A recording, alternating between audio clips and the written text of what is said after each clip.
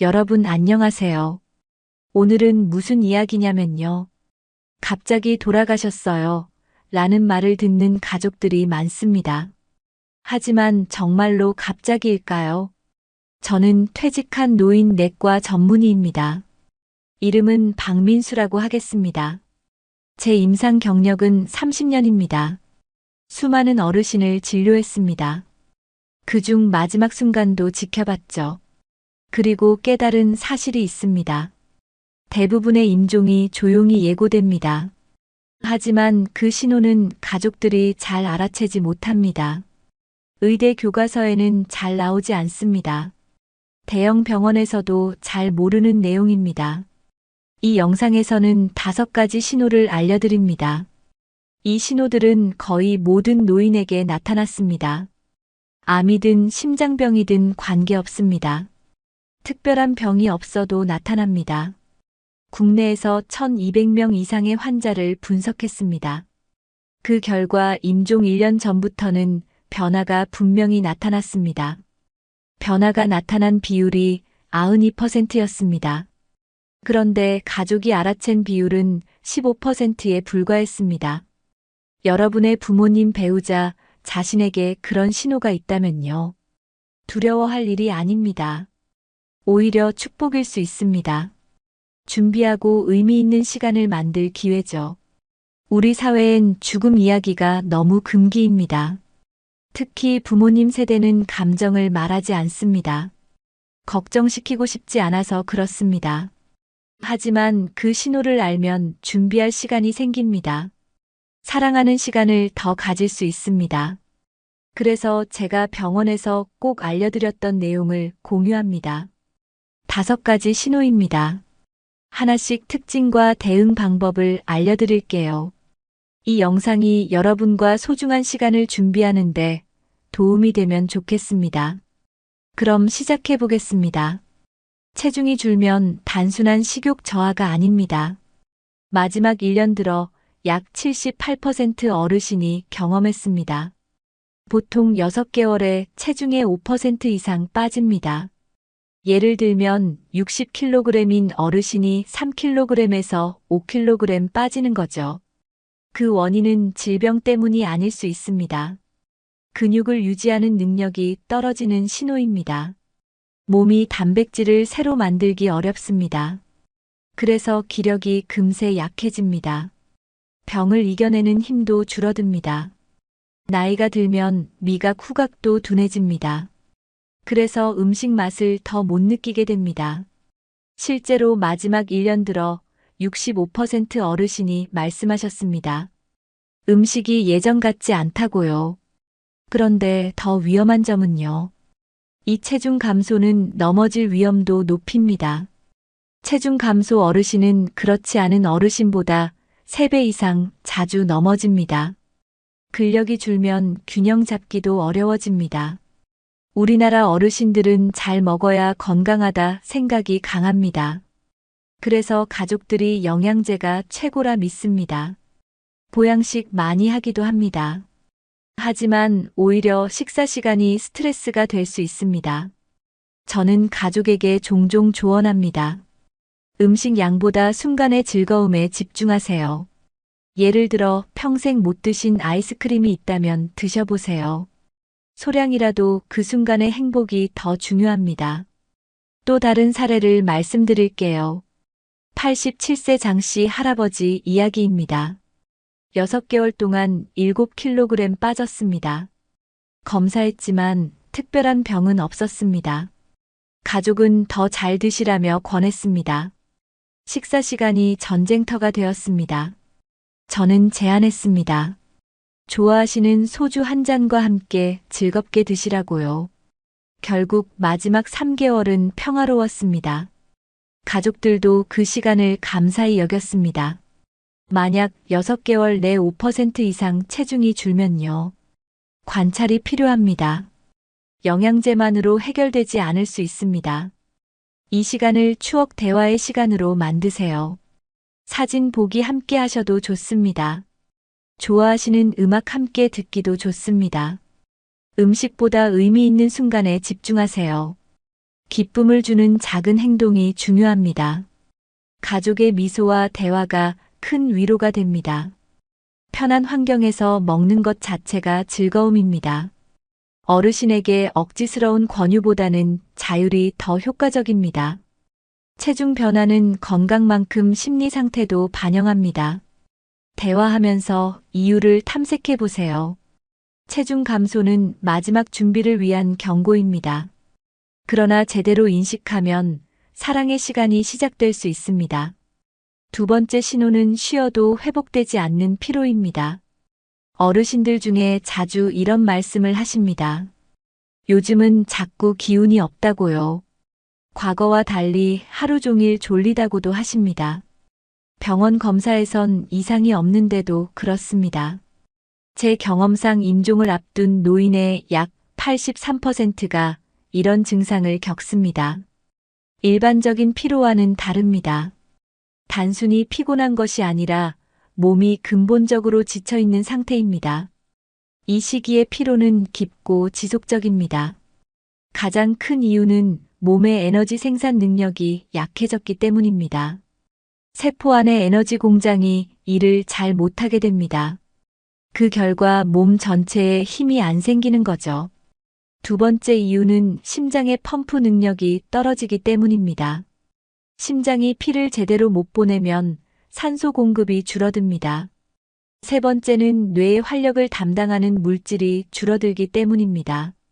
이런 변화로 인해 의욕도 함께 떨어지게 됩니다.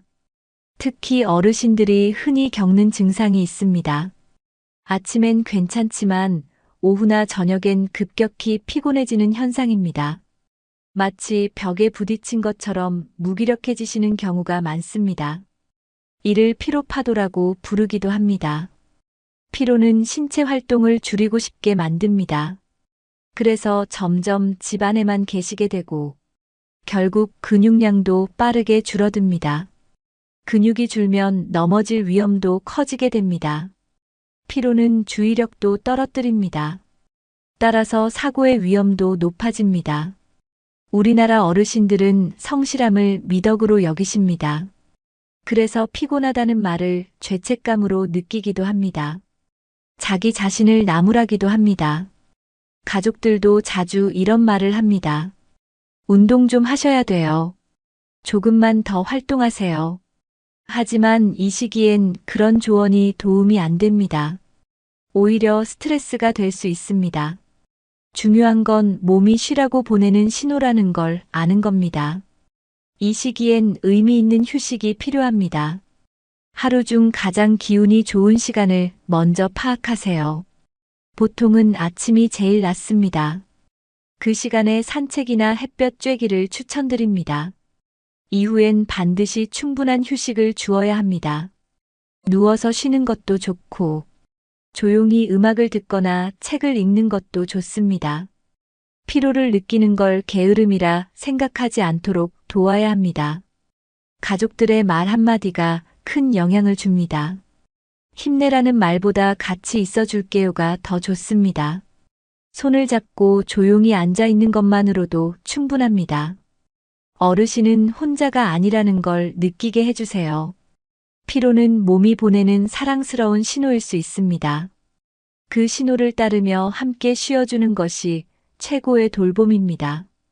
사랑하는 사람이 곁에 있다는 것만으로도 큰 힘이 됩니다. 세 번째 신호는 관심과 의식이 점점 내면으로 향하는 것입니다.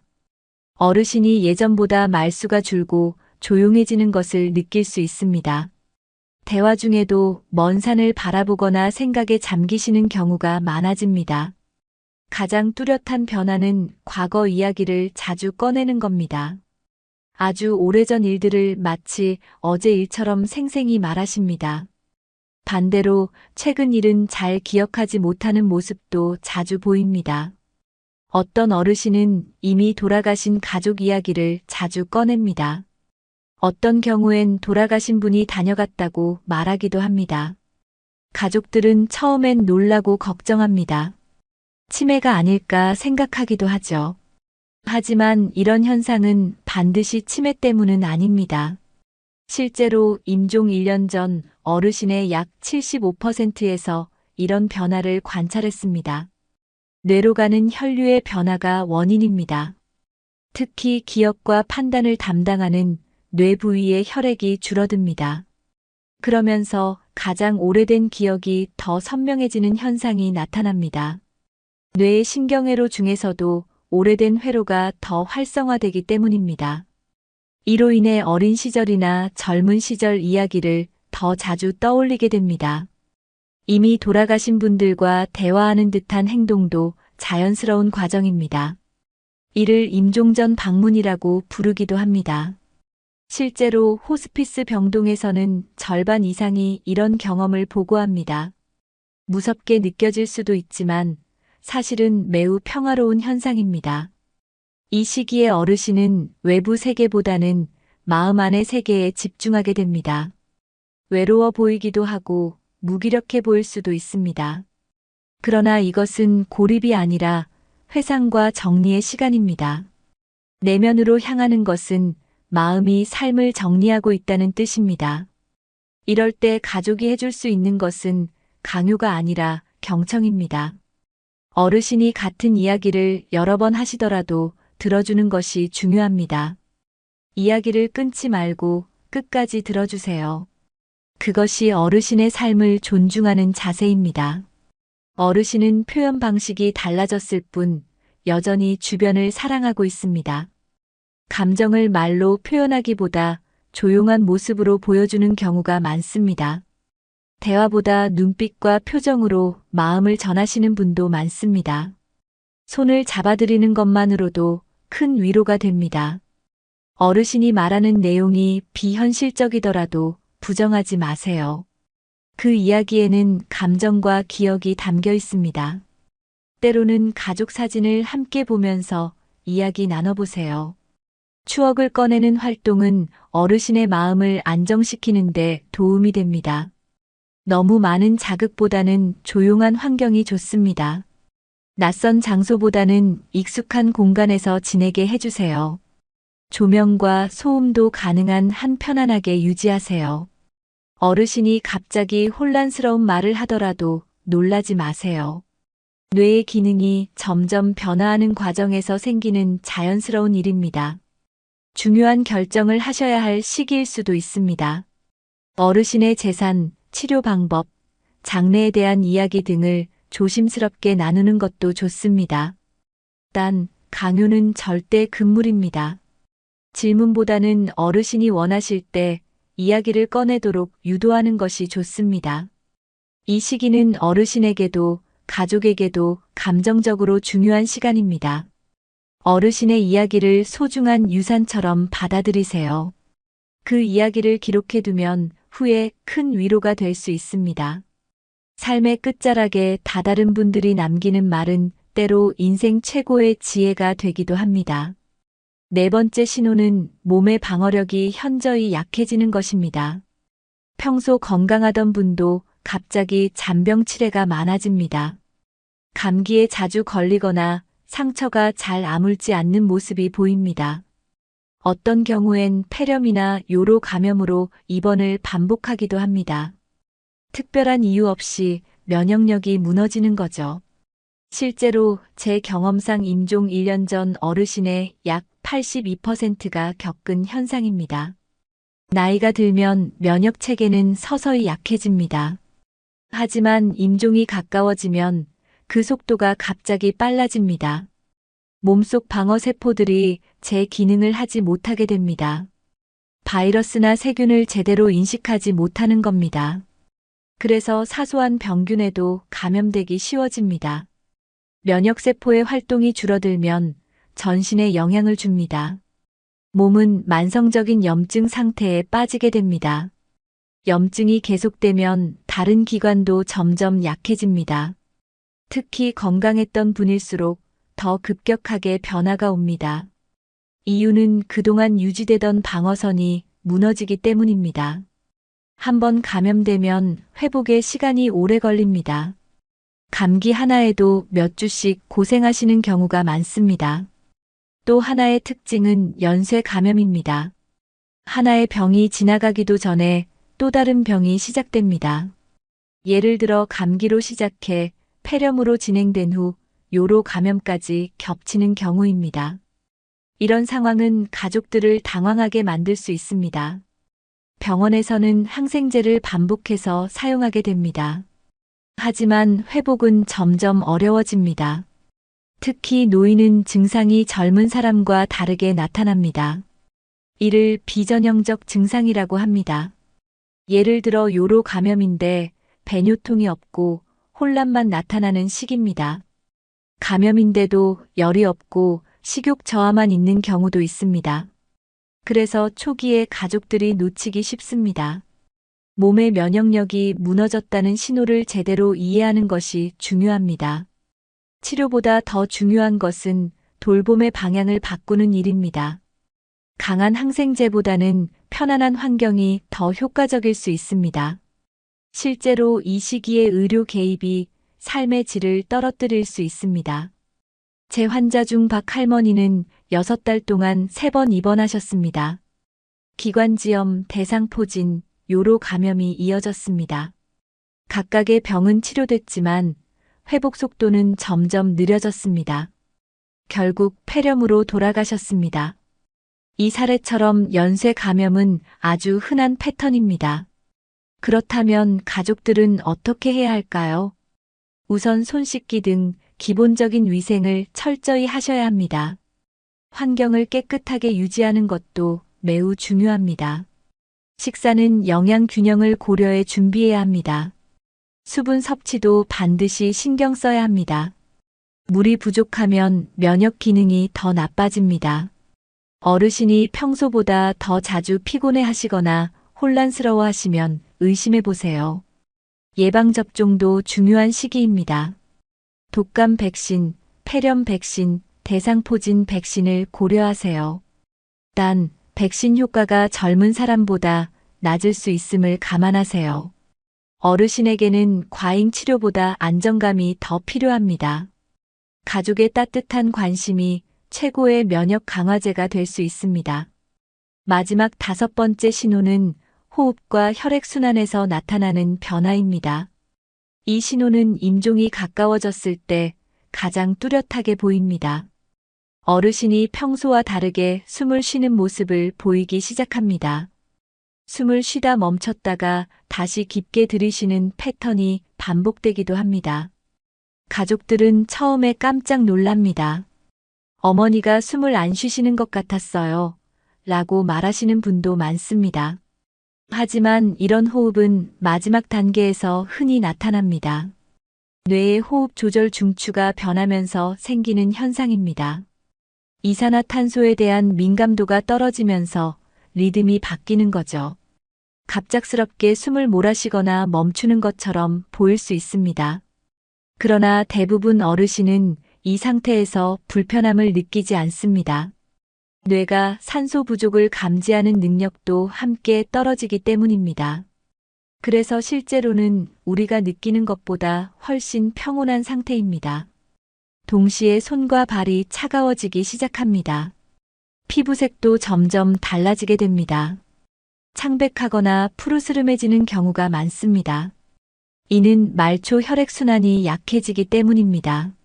몸이 중요한 장기로 혈액을 집중시키는 과정입니다. 살아있는데 꼭 필요한 곳에만 에너지를 쓰려는 것입니다.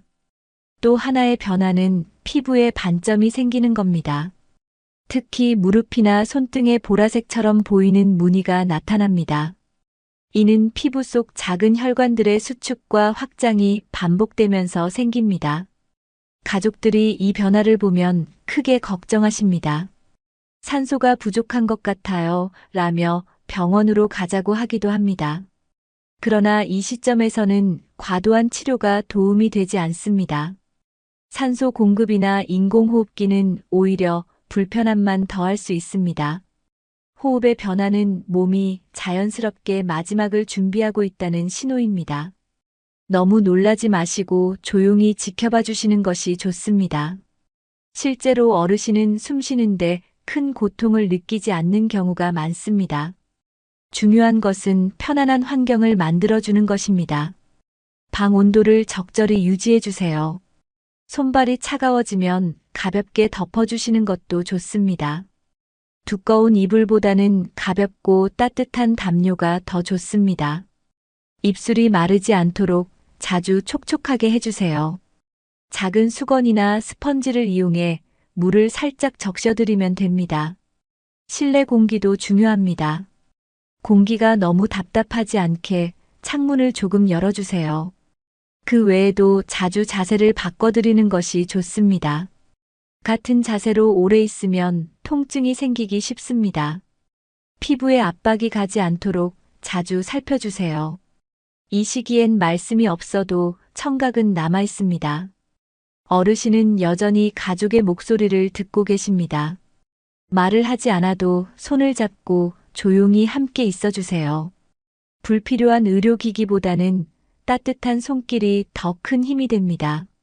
마지막 시간은 무언가를 하려는 시간이라기보다는 그냥 함께 있는 시간이 되어야 합니다. 말 한마디보다도 그저 함께 숨쉬는 그 순간이 중요합니다. 어르신이 느끼는 가장 큰 위로는 가족이 곁에 있다는 사실입니다. 이 마지막 신호를 알면 불안보다는 평온을 준비할 수 있습니다. 그리고 그 순간은 슬픔만이 아니라 사랑을 전하는 시간이 될 수 있습니다. 지금까지 어르신이 세상을 떠나기 전에 나타나는 5가지 신호를 함께 살펴봤습니다. 하나하나의 변화는 사소해 보일 수 있습니다. 하지만 이 신호들은 몸이 조용히 보내는 메시지입니다. 어쩌면 우리가 눈치채지 못했던 마지막을 준비하라는 따뜻한 경고일 수도 있습니다. 갑작스러운 죽음은 거의 없습니다. 단지 우리가 그 변화를 보지 못했을 뿐입니다. 체중이 줄거나 자주 피곤해지고 예전 이야기를 반복하거나 감기에 자주 걸리고 호흡이 달라지기 시작한다면 그것은 이제 삶을 마무리할 시간이 가까워졌다는 뜻일 수 있습니다. 하지만 이 시기는 두려움의 시간이 아닙니다. 오히려 가장 소중한 시간을 만들 수 있는 마지막 기회입니다. 아직 늦지 않았습니다. 여러분은 지금 이 정보를 들음으로써 준비할 수 있는 시간을 선물 받았습니다. 이 지식을 알게 된 지금 어떻게 행동할지는 여러분의 선택입니다. 저는 오랜 세월 동안 많은 환자와 그 가족을 지켜봤습니다. 신호를 알아채고 준비한 가족은 마지막 시간을 평화롭게 보냈습니다. 그렇지 못한 가족은 종종 깊은 후회를 남겼습니다. 어떤 가족은 어르신이 좋아하셨던 장소로 마지막 여행을 떠났습니다. 어떤 가족은 어르신의 목소리를 녹음해 평생 간직하기도 했습니다. 그리고 어떤 가족은 평생 하지 못한 말을 전했습니다. 사랑합니다. 감사합니다. 용서해 주세요. 용서합니다. 안녕히 가세요. 이 5마디는 마지막을 준비하는 사람에게 가장 큰 위로가 됩니다. 어르신들은 감정 표현에 익숙하지 않을 수 있습니다. 그래서 먼저 다가가는 것이 필요합니다. 그리고 그 말 한마디가 가족 모두에게 큰 평안을 줍니다. 오늘 이 영상을 보신 분들은 주변 어르신을 다시 한번 살펴보세요. 혹시 말씀드린 5가지 변화가 느껴지시나요? 그렇다면 오늘부터 준비를 시작해도 늦지 않았습니다. 지금부터 드릴 수 있는 작은 기쁨을 하나씩 실천해 보세요. 매일 한 번 손을 잡아드리고 평소 듣지 못했던 이야기를 여쭤보세요. 함께 앨범을 보거나 산책을 나가는 것도 좋습니다. 어르신에게도 여러분에게도 의미 있는 시간이 될 것입니다. 오늘 알려드린 5가지 신호 중에서 여러분이 가장 기억에 남는 부분은 무엇인가요? 혹시 비슷한 경험을 하셨다면 댓글로 공유해 주세요. 여러분의 이야기가 다른 분들에게도 큰 도움이 될 수 있습니다. 이 영상이 마음에 와닿으셨다면 좋아요와 구독 부탁드립니다. 그리고 이 중요한 정보를 꼭 주변 분들과 나눠주세요. 우리는 모두 언젠가 그 마지막 시간을 맞이하게 됩니다. 그 시간이 슬픔뿐 아니라 사랑과 감사의 순간이 되길 바랍니다. 제가 그랬던 것처럼 여러분도 그 마지막을 함께 준비하시길 바랍니다. 지금까지 함께 해주셔서 감사합니다. 따뜻한 하루 보내시고 다음 영상에서 뵙겠습니다. 건강하십시오.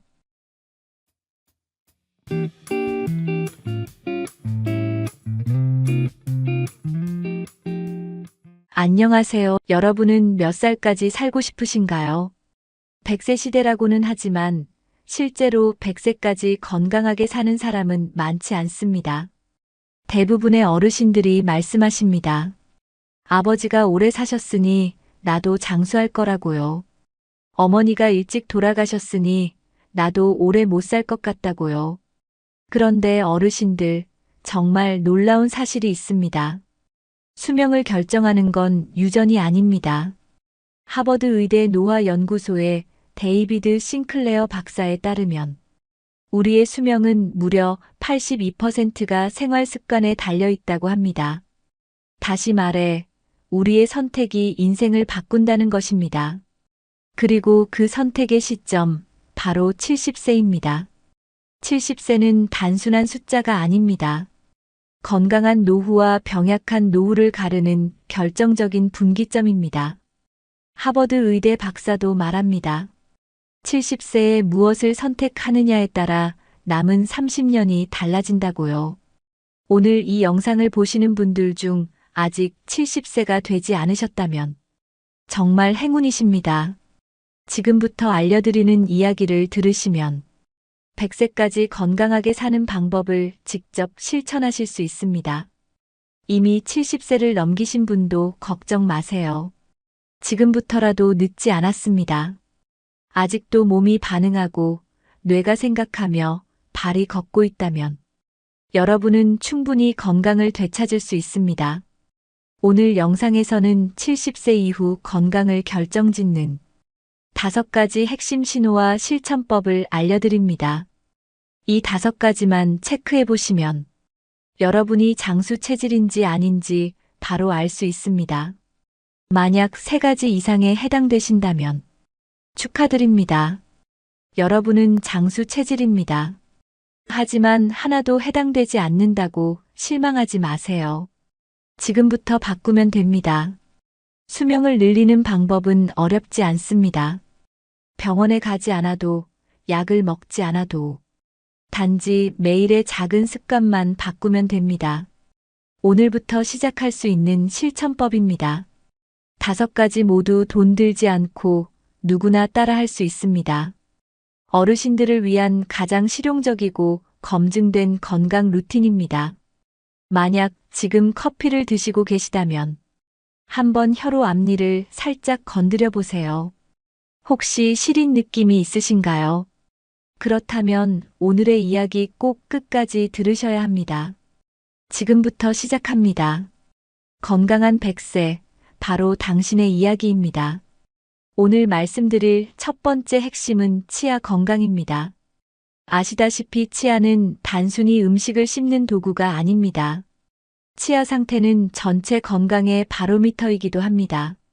실제로 100세 이상 장수하신 분들의 대부분은 자기 치아로 식사하셨습니다. 무려 92%라는 높은 비율입니다. 씹는 기능이 떨어지면 식사 습관이 바뀝니다.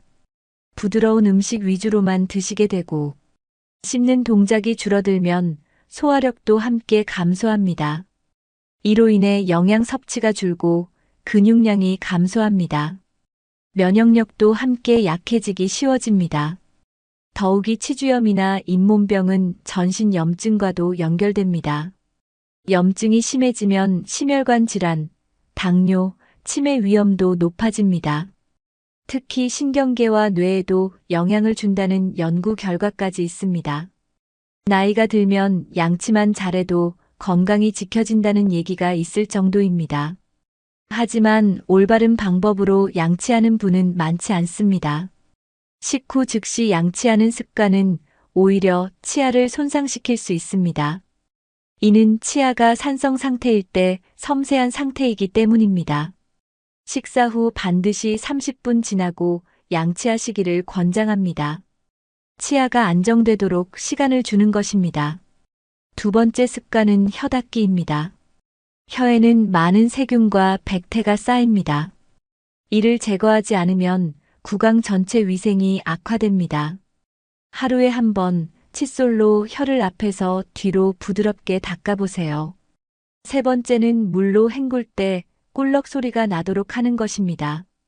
이는 치아 사이사이가 잘 헹궈지고 있다는 신호입니다. 이 세 가지 행동만으로도 구강 위생이 크게 개선됩니다. 이후부터는 하루 3번 양치질을 꾸준히 해주세요. 하지만 그 앞에 있는 3가지 단계는 꼭 지켜야 합니다. 단순하지만 효과적인 예방 중심 건강법입니다. 치아 관리는 노후 전반의 삶의 질을 높이는 출발점입니다. 나이가 들수록 걱정되는 것이 바로 기억력입니다. 이름이 기억나지 않거나 약속을 잊는 일이 자주 생기죠. 많은 분들이 이럴 때 치매가 오는 건 아닐까 걱정하십니다. 하지만 기억력은 나이와 상관없이 훈련으로 개선할 수 있습니다. 마치 근육을 단련하듯 뇌도 단련할 수 있습니다. 실제로 매일 일기를 쓰는 어르신들 중 기억력이 좋은 분들이 많습니다. 하루 동안 있었던 일을 떠올리며 정리하는 것이 뇌 자극에 효과적입니다. 또 하나의 좋은 습관은 숫자 기억하기입니다. 예를 들어 어제 사용한 카드 금액이나 방문한 장소의 이름을 되새겨 보세요.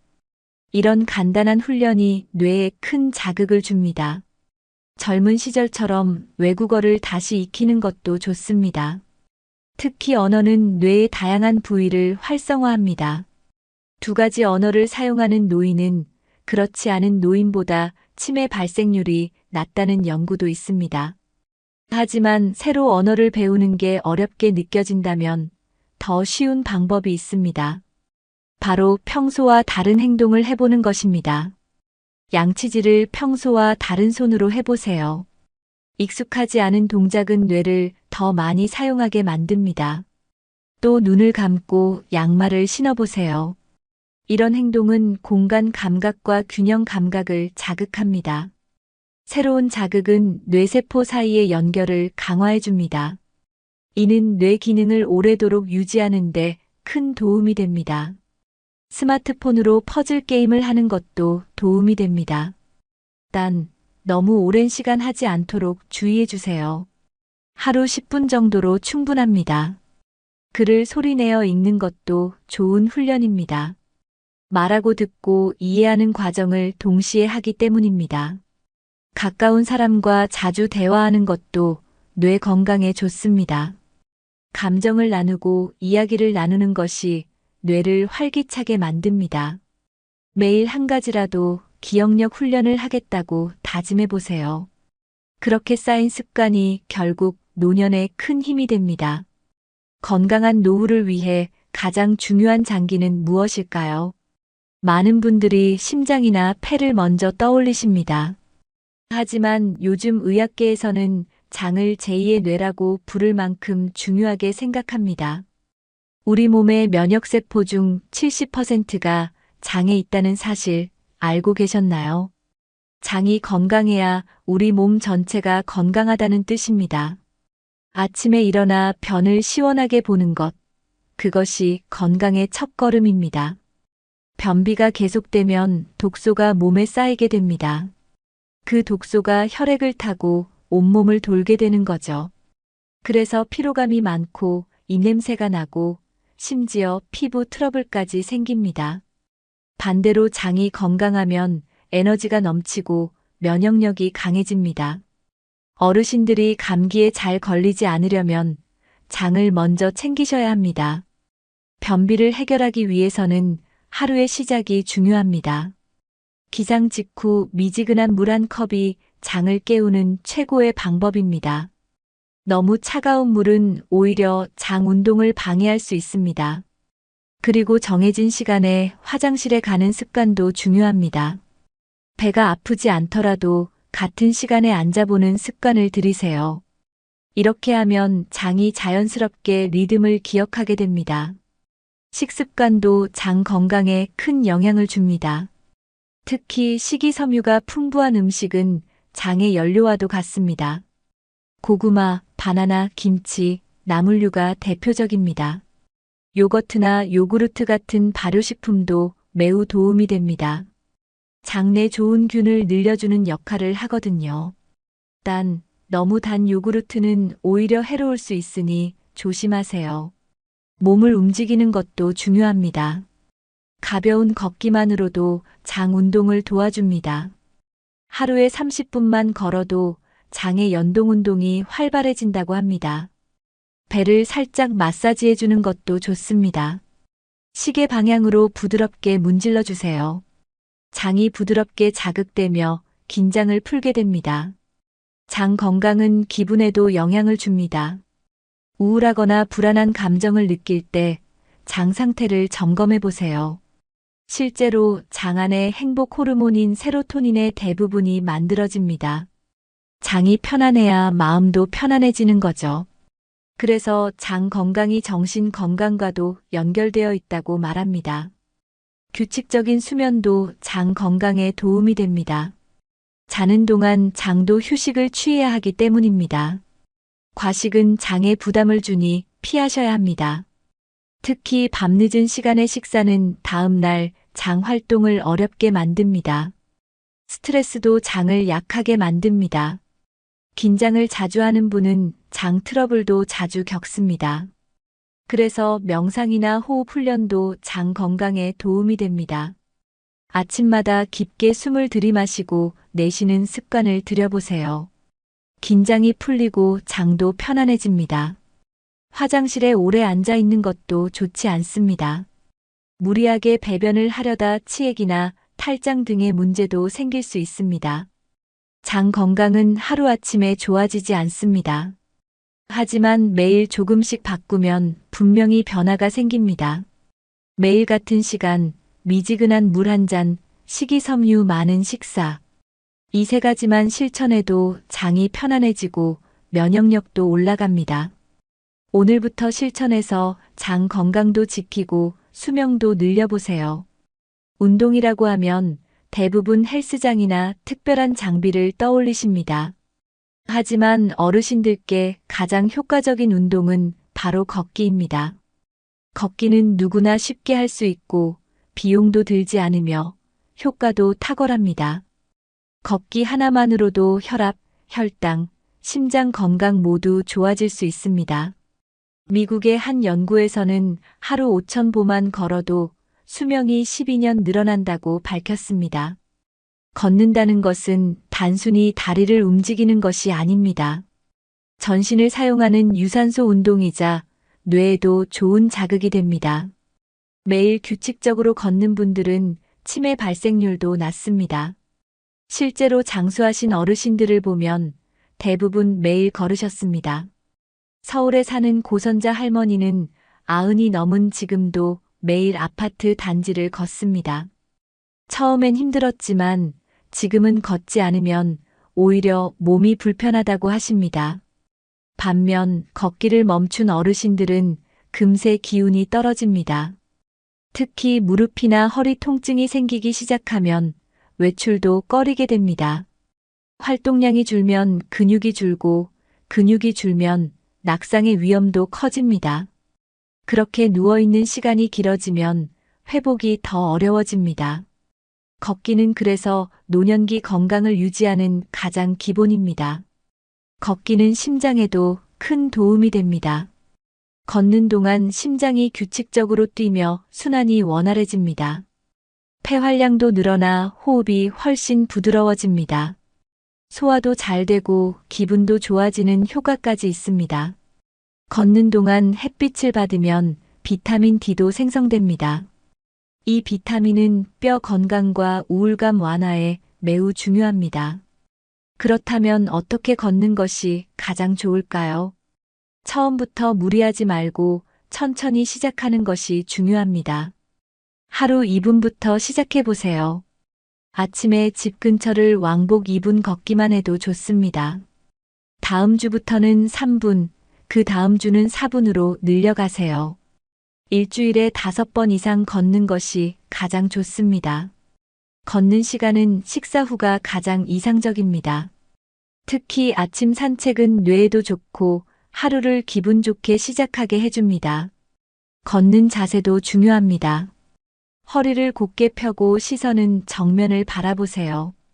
팔은 자연스럽게 흔들며 걷는 것이 좋습니다.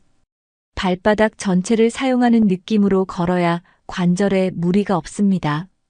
걷기 전에는 가볍게 발목을 돌려주거나 스트레칭도 해주세요. 이렇게 하면 부상도 줄고 효과도 더 커집니다. 걷기를 하면서 음악이나 라디오를 듣는 것도 좋습니다.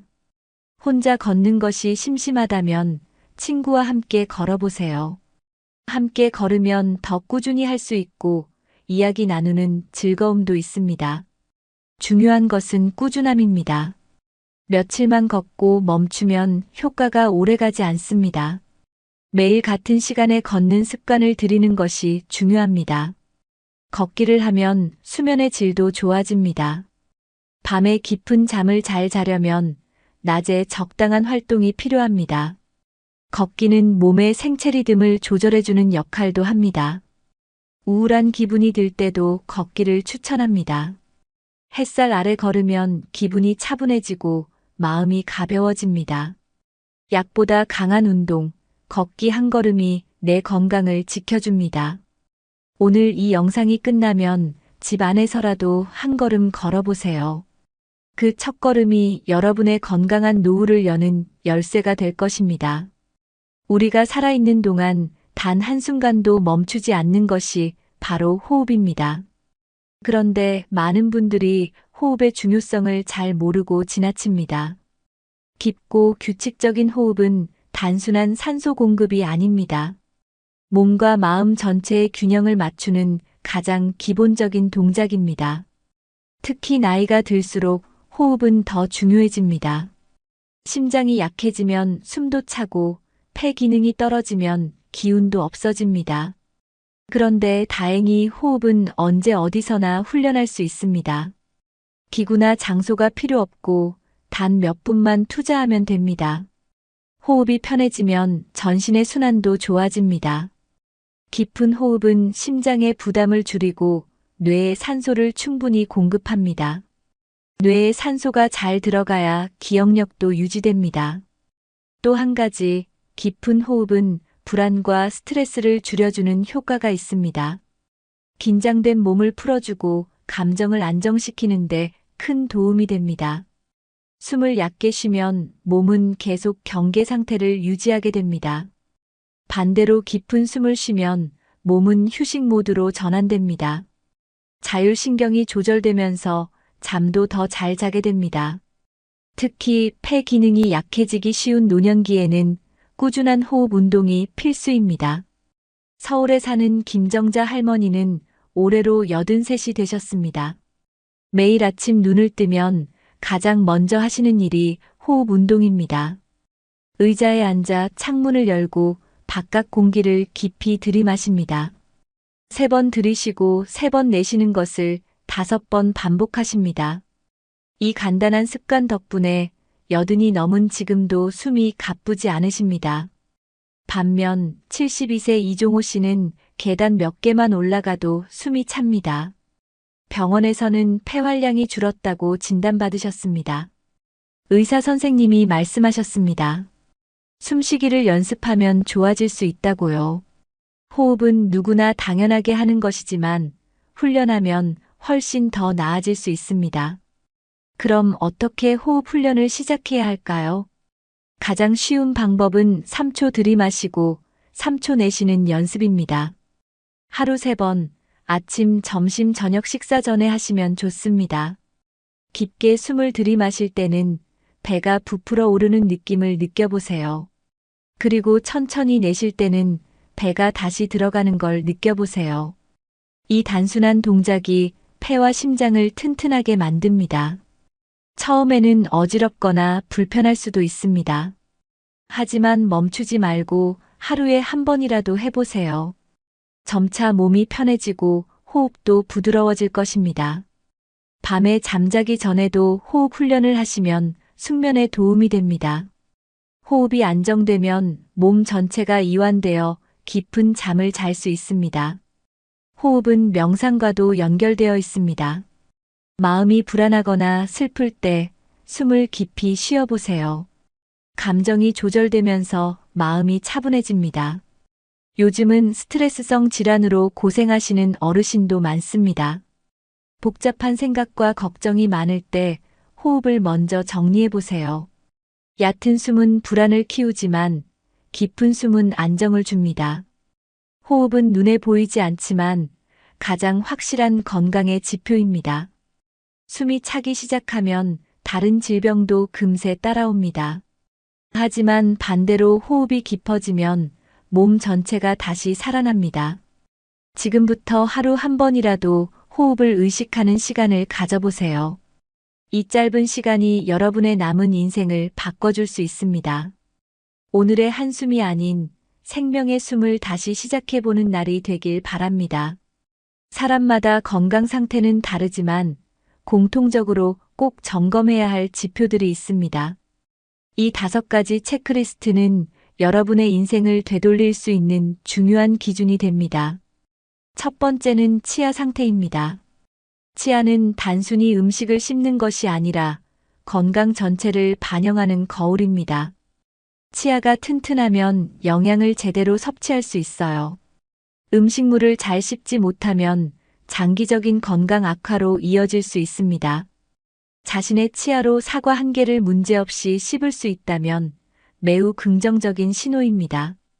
두 번째는 기억력과 판단력입니다. 어제 점심에 무엇을 드셨는지 떠올릴 수 있으신가요? 최근 읽은 책이나 본 뉴스 내용을 또렷하게 기억하시나요? 뇌는 사용하지 않으면 빠르게 노화됩니다. 일기를 쓰거나 퍼즐 맞추기, 숫자, 계산 등으로 뇌를 자극해 보세요. 세 번째는 배변과 배뇨의 규칙성입니다. 매일 일정한 시간에 배변을 하고 계신가요? 소변을 볼 때 불편하거나 자주 일어나시는 건 아닌가요? 장 건강은 면역력과 직결되며 노년기 건강 유지의 핵심입니다. 하루 한 번 규칙적으로 화장실을 가는 것만으로도 몸이 많이 달라집니다. 네 번째는 하루 걸음수입니다. 하루에 5,000보 이상 걷고 계신가요? 아니면 대부분 시간을 앉아서 보내고 계신가요? 걷기는 가장 안전하고 효과적인 운동입니다. 특별한 준비 없이 당장 오늘부터 시작할 수 있는 운동이죠. 처음에는 하루 2분만 걸어도 괜찮습니다. 점차 시간을 늘려가며 5,000보를 목표로 해보세요. 다섯 번째는 호흡입니다. 평소에 숨이 차거나 계단 몇 칸만 올라가도 가슴이 답답한가요? 깊은 숨을 3번만 쉬어보세요. 그때 숨이 편하게 쉬어지지 않는다면 폐나 심장 기능이 약해졌을 수 있습니다. 호흡은 몸의 에너지를 관리하는 출발점입니다. 숨이 편안하면 마음도 편안해집니다. 이 5가지 체크리스트는 복잡한 건강검진보다 더 강력한 신호입니다. 한 가지만 해당돼도 주의가 필요하고 3가지 이상이면 반드시 생활을 바꿔야 합니다. 서울에 사는 76세 박정혜 씨는 이 5가지를 매일 점검하며 살고 있습니다. 아침에 일어나자마자 치아를 체크하고 전날 있었던 일을 떠올려 보신다고 합니다. 아침 식사 후엔 변비 예방을 위해 미지근한 물을 꼭 마십니다. 점심 식사 후엔 30분을 산책하고 숨이 가쁘지 않은지 점검합니다. 처음에는 버겁게 느껴졌지만 지금은 생활의 일부가 되셨다고 해요. 반면 69세 이순자 씨는 최근 병원에서 당뇨와 고혈압 진단을 받으셨습니다. 원인은 단순했습니다. 하루 종일 TV 앞에 앉아 계셨고 음식을 빨리 먹고 거의 씹지 않으셨습니다. 숟가락을 들 힘도 없다는 말이 나올 정도로 기력이 떨어지셨습니다. 그런데 이 5가지를 차근차근 실천하면서 건강이 다시 돌아오기 시작했습니다. 이제는 손주들과 산책도 하고 직접 장도 보러 나가십니다. 건강은 타고나는 것도 있지만 유지하는 것이 훨씬 중요합니다. 이 5가지는 여러분이 스스로 점검할 수 있는 도구입니다. 병원 가지 않아도 매일의 몸 상태를 체크할 수 있는 기준이죠. 오늘부터 한번 실천해 보세요. 아침에 일어나자마자 5가지 중 하나만이라도 체크해 보세요. 작은 습관이 모이면 인생이 달라집니다. 지금 이 순간이 건강한 100세 인생의 출발점입니다. 오늘 들으신 이야기 어떠셨나요? 혹시라도 하나라도 해당되는 항목이 있었다면 걱정하지 않으셔도 됩니다. 건강은 절대 한순간에 무너지는 것이 아니며 절대 한순간에 회복되는 것도 아닙니다. 하지만 매일의 작은 실천이 결국 인생 전체를 바꾸게 됩니다. 치아, 기억력, 배변, 걸음수, 호흡. 이 5가지는 병원보다 더 정확하게 여러분의 몸 상태를 알려주는 신호입니다. 아침에 일어나자마자 물 한 잔 마시는 것. 거울을 보며 자신에게 인사를 건네는 것. 하루 1000보라도 걷는 것.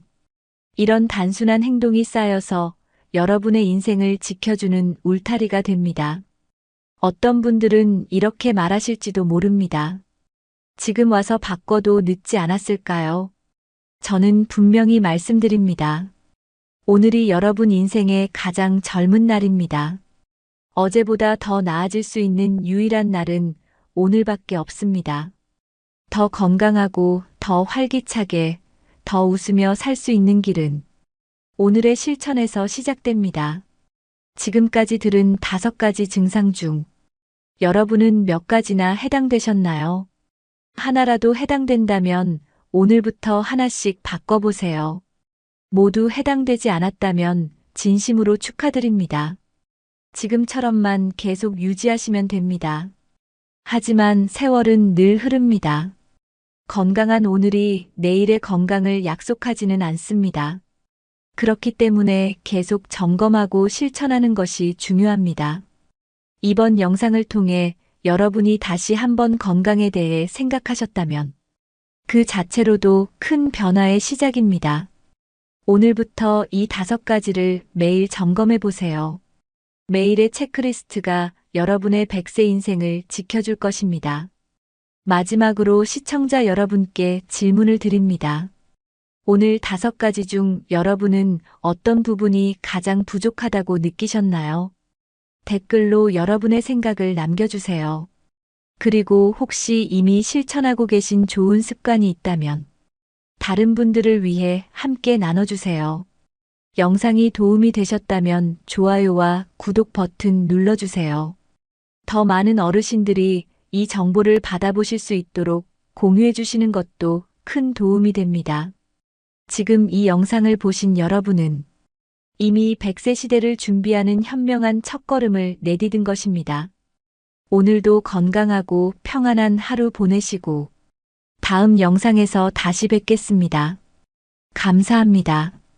여러분 안녕하세요. 오늘은 많은 분들이 생각하지 못했던 주제를 다뤄보려고 합니다. 바로 노인들이 질병보다 더 두려워하는 것이 무엇인가입니다. 병에 걸리는 것을 당연히 두려워하지만 그보다 깊은 두려움이 있죠.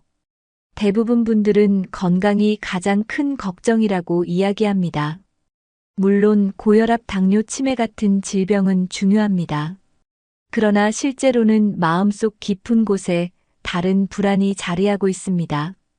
오늘 영상에서는 노년의 삶에서 진짜로 무서워하는 것들을 이야기합니다. 누구나 공감할 수 있는 이야기일 거예요. 주변 어른들이 이야기할 때 아마 무언가 목소리가 떨렸던 기억이 있으실 겁니다. 그때 그 감정이 무엇이었는지 이번 시간에 자세히 알아보겠습니다. 왜 질병보다 외로움이 더 무섭다고 하는지 그 이유도 함께 보겠습니다. 혼자 남겨질까 하는 공포부터 경제 불안까지 다양한 이야기를 준비했습니다. 이 내용을 알면 어른들의 마음을 좀 더 깊게 이해할 수 있습니다. 그리고 우리 자신도 준비할 수 있습니다. 오늘 이야기는 병원보다 더 마음을 다독이는 시간이 될 거예요. 그럼 바로 첫 번째 이야기를 시작하겠습니다. 혼자 남겨질까 두렵습니다. 나이가 들면 가장 먼저 떠오르는 두려움은 혼자 있는 것입니다. 배우자 친구를 떠나보낸 후 갑자기 찾아오는 공허감이 큽니다. 오랜 친구들도 세월 따라 점차 줄어듭니다. 그럴 때 다가오는 외로움은 병보다 더 깊게 다가옵니다. 혼자 남겨진다는 생각이 몸을 떨게 만들기도 합니다. 자식들이 바빠서 자주 찾아오지 못하면 더욱 외로워집니다. 거실에 혼자 앉아 있는 시간이 길어지면 마음이 무너지는 느낌이 듭니다. 손주 사진만 보고 미소를 지어도 그리움은 사라지지 않습니다. 혼자라는 감정은 신체에도 영향을 줍니다. 외로움이 지속되면 수면이 깊지 않게 흐트러집니다. 식욕도 떨어지고 무기력해지기 쉽습니다. 이처럼 정신적 고립은 결국 몸의 기능까지 위축시킵니다. 그래서 어른들은 병보다 외로움을 더 두려워합니다. 함께할 사람이 없다는 상실감 자체가 고통입니다. 가족과의 대화가 줄어드는 것이 아프게 다가옵니다. 스마트폰 문자 한 통이 오지 않는 날이 많아지면 불안합니다. 내가 아직도 누군가에게 필요한 존재인지 의문이 생깁니다. 그런 생각이 들면 마음이 무너지기 시작합니다. 이것이 질병보다 무서운 이유 중 하나입니다. 누구나 어른이 된다는 건 결국 혼자의 시간이 많아지는 것이기도 합니다. 하지만 우리는 그 시간을 준비하지 않았습니다. 노년기에 접어들면 소속감이나 사회적 관계가 줄어듭니다. 친구 모임이 없어지고 취미도 예전만 못합니다. 이런 변화는 작은 듯하지만 큰 충격입니다. 소속이 사라지면 존재 가치마저 흔들립니다. 그래서 함께 할 수 있는 시간을 더 늘리는 노력이 필요합니다. 자주 통화하고 메시지를 보내는 것만으로도 힘이 됩니다. 혼자만의 시간을 좋아하던 분도 외로움은 다르게 다가옵니다. 이 시기를 대비하지 않으면 병을 이겨내기 더 어렵습니다. 가까운 이웃이나 지역 모임에 참여하는 것이 좋습니다. 복지관이나 동아리 활동은 훌륭한 대안입니다. 작은 만남이 커다란 위로가 될 수 있습니다. 또한 반려동물과의 교감은 큰 힘을 줍니다. 반려동물은 언제나 기다려주는 친구가 됩니다.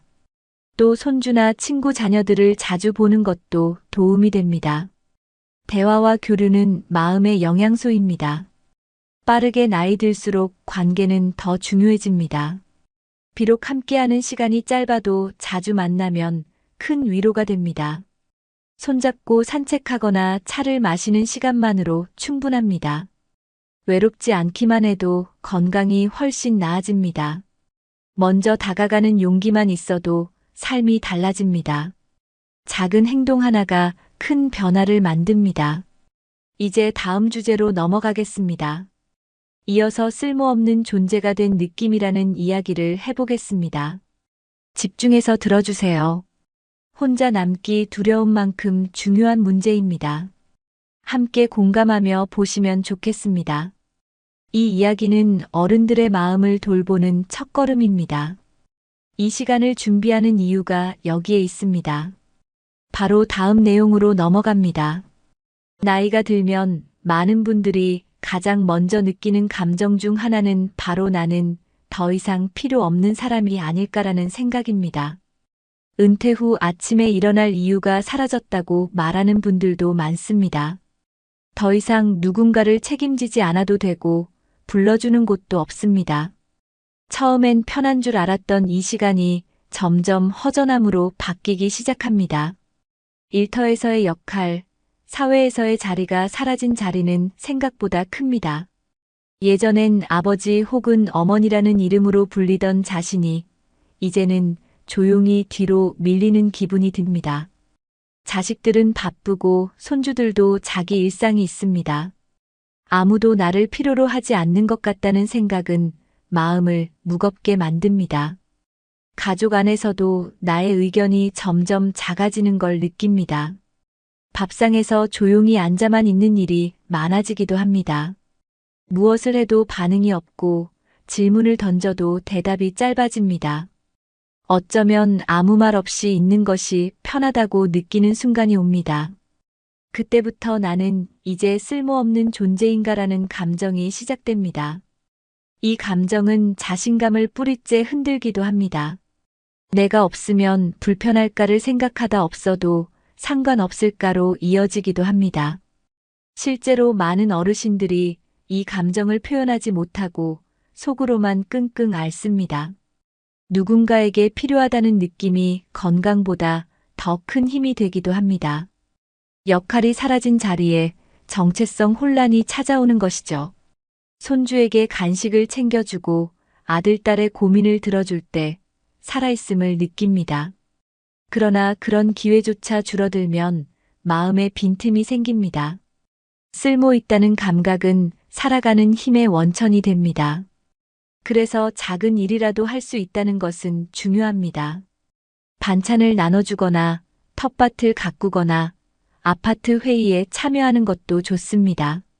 무언가에 소속돼 있다는 감정은 마음을 지탱해 줍니다. 동네 아이들에게 길을 알려주는 순간에도 기분이 달라집니다. 내가 도움을 줄 수 있다는 경험은 삶의 에너지를 만듭니다. 그 감정을 자주 느껴야 우울함도 줄어듭니다. 또래 모임이나 봉사활동은 그래서 중요합니다. 나를 알아보고 반겨주는 사람이 있는 것, 그것만으로도 가치가 생깁니다. 요리 하나라도 누군가가 맛있게 먹어주면 뿌듯합니다. 관심을 받고 있다는 느낌이 존재의 이유로 이어집니다. 주변 사람들에게 고마움을 표현하는 것도 좋은 방법입니다. 감사 인사를 받는 순간 자신도 소중한 사람임을 느낄 수 있습니다. 작은 일이지만 그 반복이 정체감을 회복시켜줍니다. 새로운 역할을 찾는 것도 방법입니다. 가르치는 일, 나누는 일, 이야기하는 일이 모두 새로운 출발입니다. 나이가 많아도 누군가에게는 배움의 대상이 될 수 있습니다. 평생 경험은 젊은 세대가 쉽게 얻지 못하는 자산입니다. 그 자산을 나누는 것으로 쓸모 있는 존재가 될 수 있습니다.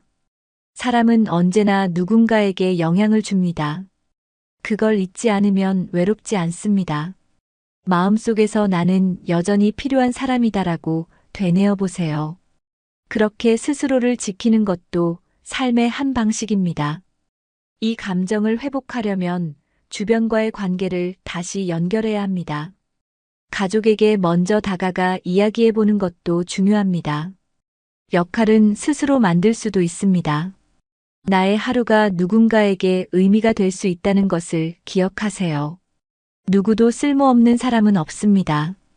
다음은 기억을 잃는 것에 대한 두려움, 그 이야기를 이어가겠습니다. 함께 공감하며 들어주세요. 노년기에 가장 많이 두려워하는 것 중 하나는 바로 기억을 잃는 일입니다. 몸이 아픈 것보다 더 무서운 건 내가 나 자신을 모르게 되는 순간입니다. 자꾸 깜빡하고 이름이 생각나지 않을 때면 불안함이 스며듭니다. 며칠 전에 만난 사람의 얼굴이 기억나지 않으면 마음이 조마조마해집니다. 냉장고 문을 열어놓고 까먹는 일이 반복될 때마다 자신이 이상하다고 느끼게 됩니다.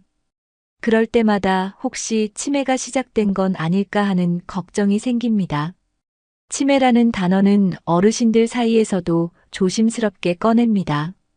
가족이 나를 몰라보는 것도 슬프지만 내가 가족을 못 알아보는 게 더 무섭다고 말합니다. 기억을 잃는 건 단순한 건망증이 아니라 삶의 중심을 잃는 느낌입니다.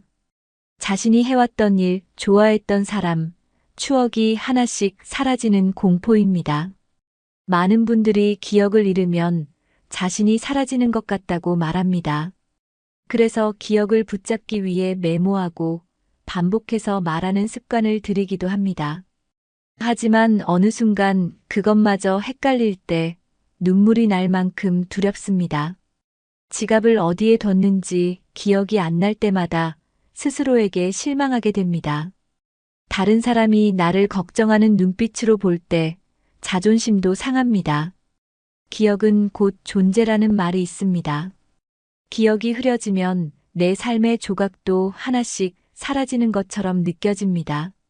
그리고 그 조각을 되찾을 수 없다는 게 슬픕니다. 어떤 분은 기억이 무너지는 게 죽음보다 더 무섭다고 말합니다. 실제로 많은 노인들이 치매보다 더 무서운 게 없다고 말합니다. 그래서 기억을 잃지 않기 위해 노력하시는 분들이 많습니다. 글을 쓰고 책을 읽고 숫자 퍼즐을 하는 이유도 그 때문입니다. 뇌를 계속 쓰는 것이 치매 예방에 도움이 된다는 걸 잘 알고 계시기 때문입니다. 누군가는 매일 신문을 소리내어 읽기도 합니다. 또 누군가는 하루 일과를 노트에 정리하며 기억을 붙잡으려 합니다. 반복된 습관이 기억을 지켜주는 작은 도구가 됩니다. 사람들과의 대화도 큰 도움이 됩니다. 새로운 이야기를 듣고 말하는 것만으로도 뇌에 자극이 됩니다. 혼자 있는 시간이 길수록 생각도 줄어들고 기억도 무뎌집니다. 그래서 외출하고 만남을 이어가는 것이 중요합니다. 치매 예방은 특별한 약이 아니라 일상의 습관에서 시작됩니다. 걷기 운동도 뇌 건강에 도움이 되는 좋은 방법입니다. 규칙적인 생활과 수면도 기억력 유지에 효과적입니다. 또 하나 중요한 것은 마음의 안정입니다. 스트레스가 많으면 기억도 쉽게 흐려집니다. 불안하고 초조한 상태는 뇌를 지치게 만듭니다. 마음이 편안해야 기억도 선명하게 유지될 수 있습니다. 가까운 사람들과 편안한 시간을 보내는 것이 치매 예방에 도움이 됩니다. 웃는 일이 많아질수록 기억도 밝아집니다. 기억을 지키는 일은 결국 삶을 지키는 일입니다. 어릴 적 이야기, 자녀의 성장, 여행의 추억은 모두 삶의 소중한 기록입니다. 그 기억이 선명할수록 노년은 따뜻해집니다. 나 자신을 잊지 않도록 매일 스스로를 챙기는 것이 필요합니다. 내가 어떤 사람인지, 무엇을 좋아하는지 자주 떠올려 보세요. 매일 같은 음악을 들으며 하루를 시작하는 것도 좋습니다. 익숙한 리듬과 소리는 기억을 자극합니다. 사진을 보며 추억을 나누는 것도 좋은 방법입니다. 그 기억들이 다시 나를 단단히 붙잡아 줍니다. 다음은 경제적 불안에 대한 이야기로 넘어가겠습니다. 누구나 공감할 수 있는 현실적인 이야기입니다. 계속 들어주세요. 노년기에 들어서면 돈 걱정이 더 크게 다가옵니다. 젊었을 때는 일해서 벌면 되지만 나이가 들면 그마저 쉽지 않습니다. 정기적인 수입이 없는 상황에서 생활비를 꾸려가는 것은 부담입니다. 연금이 있다고 해도 부족하다고 느끼는 분들이 많습니다. 물가는 계속 오르는데 소득은 그대로입니다. 병원비, 약가, 생활비까지 생각하면 계산이 복잡해집니다. 특히 갑작스런 병원비 지출은 큰 충격으로 다가옵니다. 입원이라도 하게 되면 적금과 저축이 순식간에 사라질 수 있습니다. 경제적 불안은 단순히 돈 문제를 넘어서 심리적인 스트레스를 줍니다. 자식에게 부담 주지 않으려고 혼자 끙끙 앓는 경우도 많습니다. 누구에게 말도 못하고 속으로만 걱정을 안고 사는 분들도 계십니다. 노년이 되면 돈보다 더 중요한 게 안정감입니다.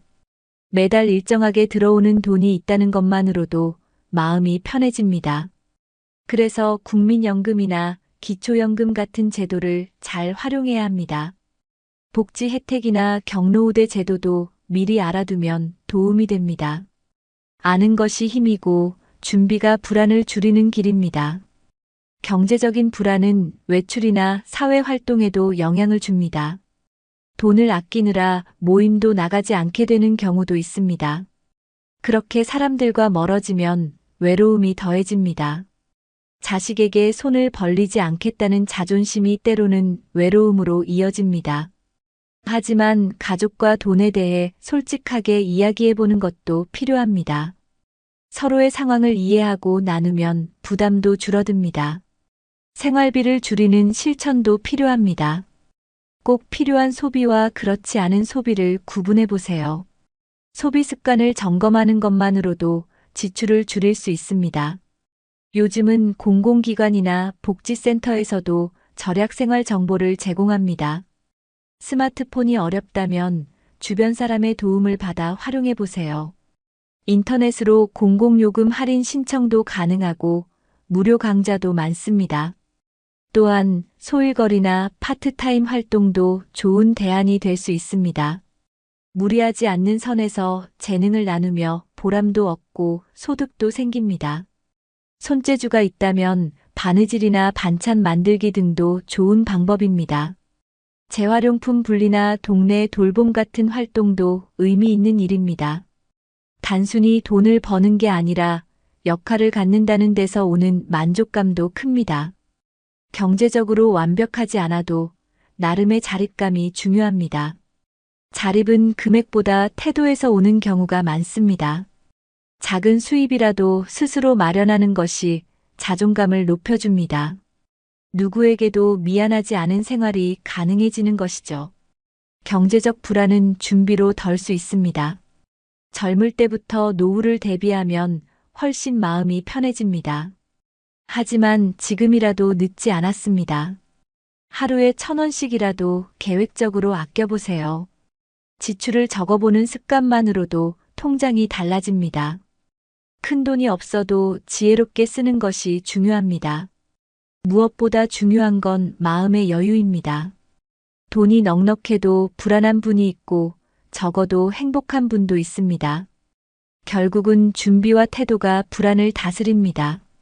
다음은 또 다른 무거운 마음, 누군가에게 짐이 될까 걱정되는 이야기를 이어가겠습니다. 이 부분 역시 많은 분들이 공감하는 주제일 것입니다. 계속해서 들어주세요. 다음 이야기로 바로 넘어가겠습니다. 노년기에 많은 분들이 마음 깊이 걱정하는 것은 바로 내가 누군가에게 짐이 될까 하는 불안입니다.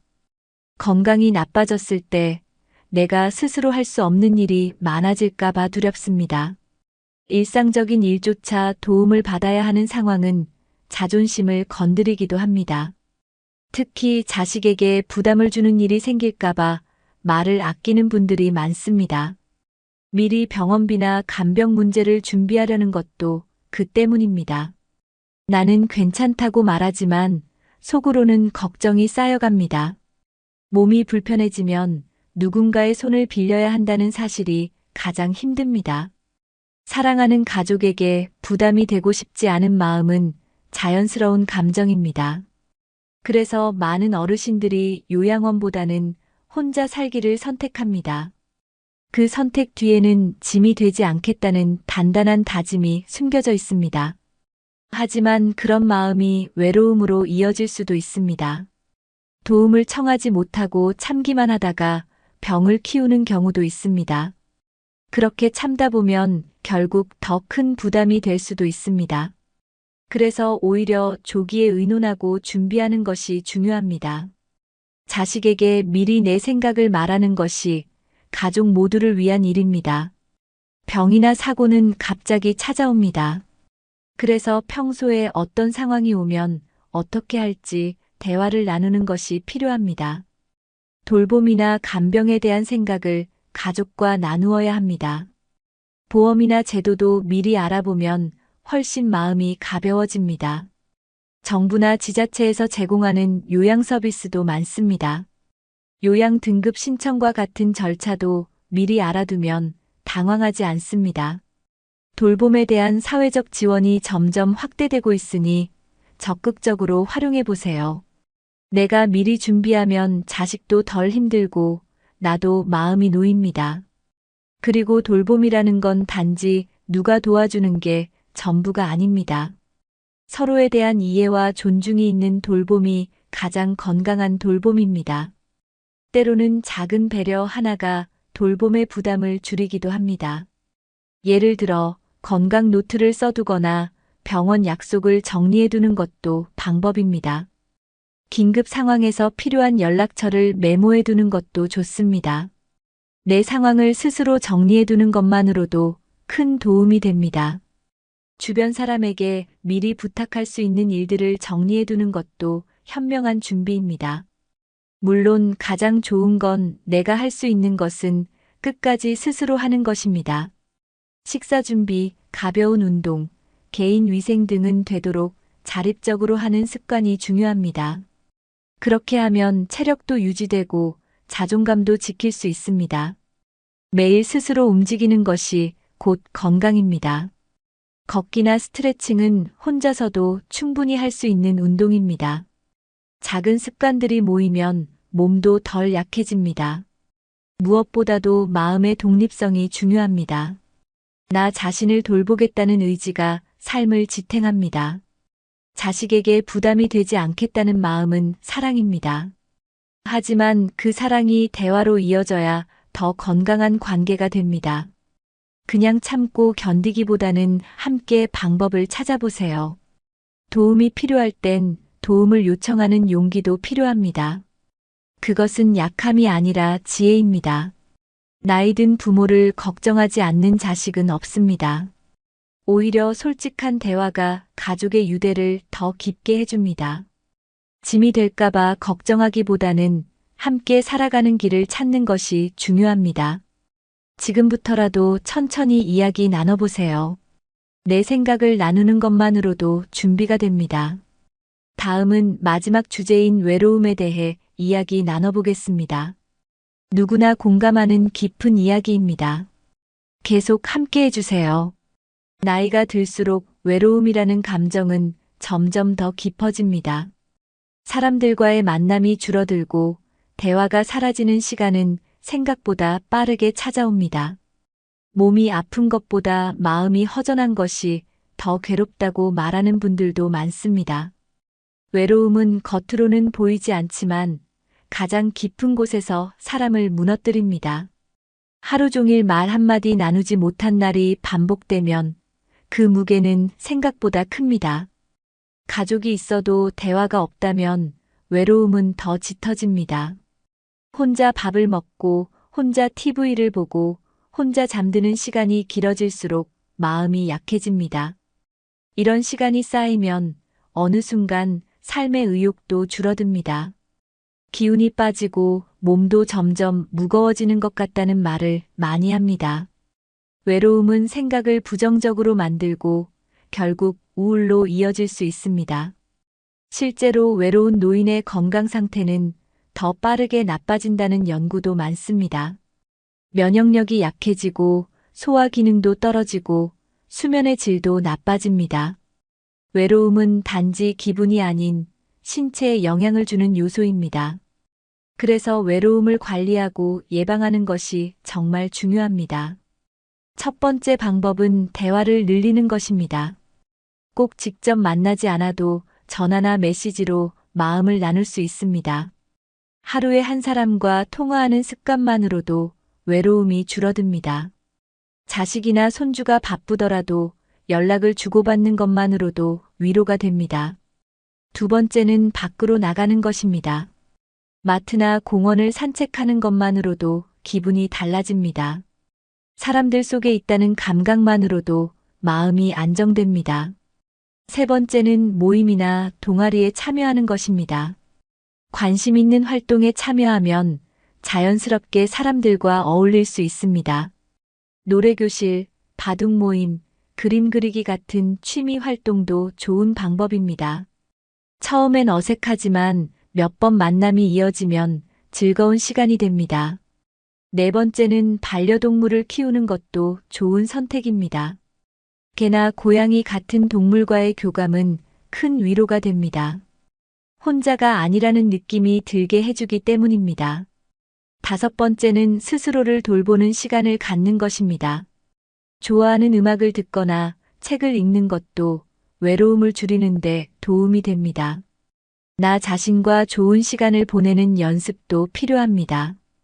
여섯 번째는 내가 누군가에게 관심을 가지는 것입니다. 이웃을 먼저 안부 묻고 아는 사람에게 먼저 전화해 보세요. 외로움은 서로 나눌 때 줄어드는 감정입니다. 누군가를 생각하고 누군가에게 관심을 보이는 것만으로도 외로움이 덜해집니다. 때로는 작은 선물이나 음식을 나누는 것만으로도 관계가 생깁니다. 관계는 크지 않아도 괜찮습니다.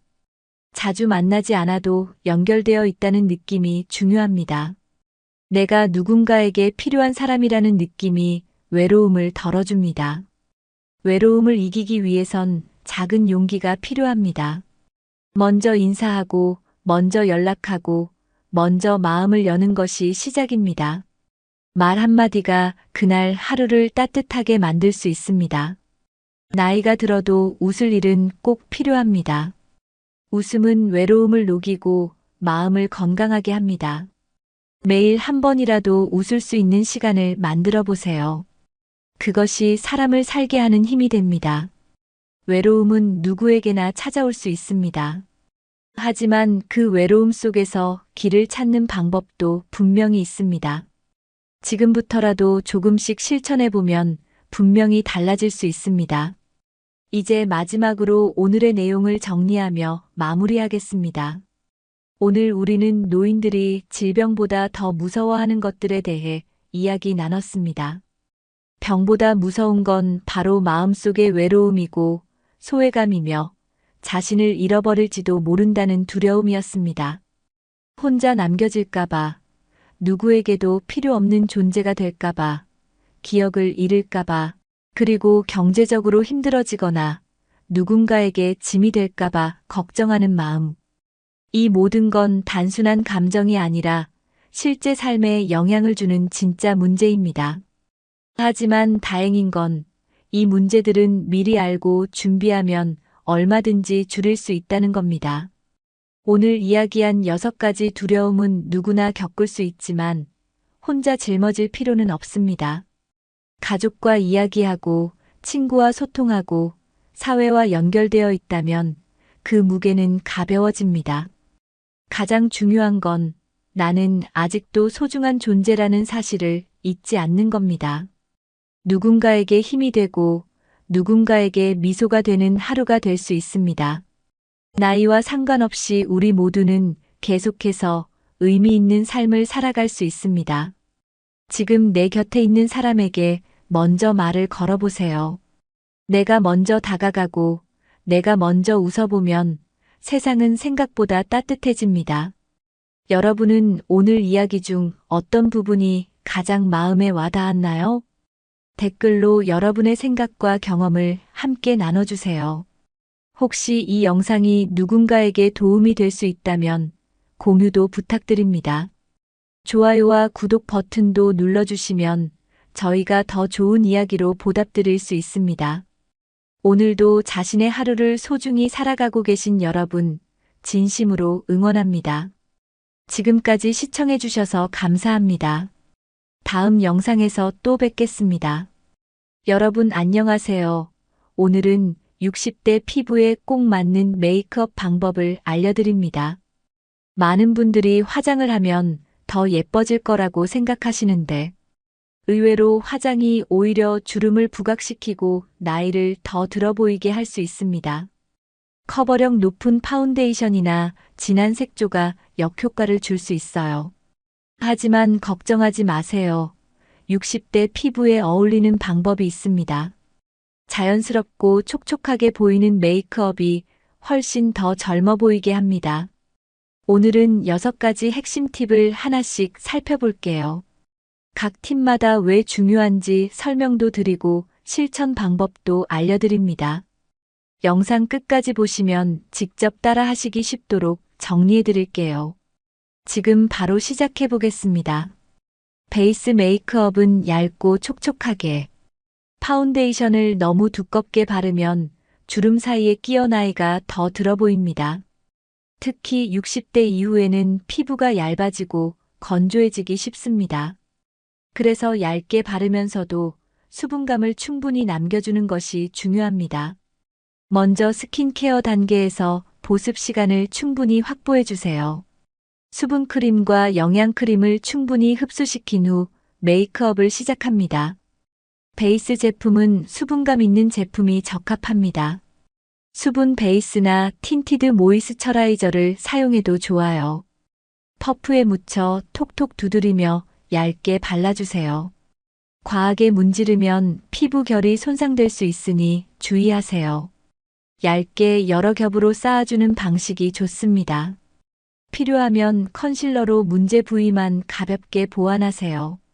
컨실러도 얇게 펴발라 자연스럽게 흐려지게 합니다. 마지막에는 파우더로 가볍게 고정하는데 너무 바삭하게 하지 마세요. 촉촉함은 유지하면서 기름만 잡도록 하면 됩니다. 얇고 촉촉한 베이스는 피부 톤을 정리해주면서 생기를 더해줍니다. 특히 자연광 아래에서 보면 피부가 더욱 빛나 보입니다. 화장하고 난 후 얼굴이 갑작스럽게 바뀌지 않아야 자연스럽습니다. 거울을 보면서 지나치게 두껍지 않은지 확인해 보세요. 얇은 베이스 메이크업은 메이크업 지속력도 좋습니다. 메이크업이 얼굴 위에서 답답하게 보이지 않아요. 특히 피부가 얇아진 분들에게 얇은 베이스가 성능 좋습니다. 수분감 있는 메이크업은 입체감도 자연스럽게 살아납니다. 얇게 여러 층을 쌓는 만큼 더 안정적인 커버가 가능합니다. 쿠션 타입도 좋지만 너무 도포감 있는 제품은 피하세요. 수분감이 적은 제품은 모공이나 주름에 더 끼기 쉽습니다. 따라서 수분 크림 위에 바로 베이스를 얹어주세요. 이것만 지켜도 피부 톤이 정리되고 부드러워 보입니다.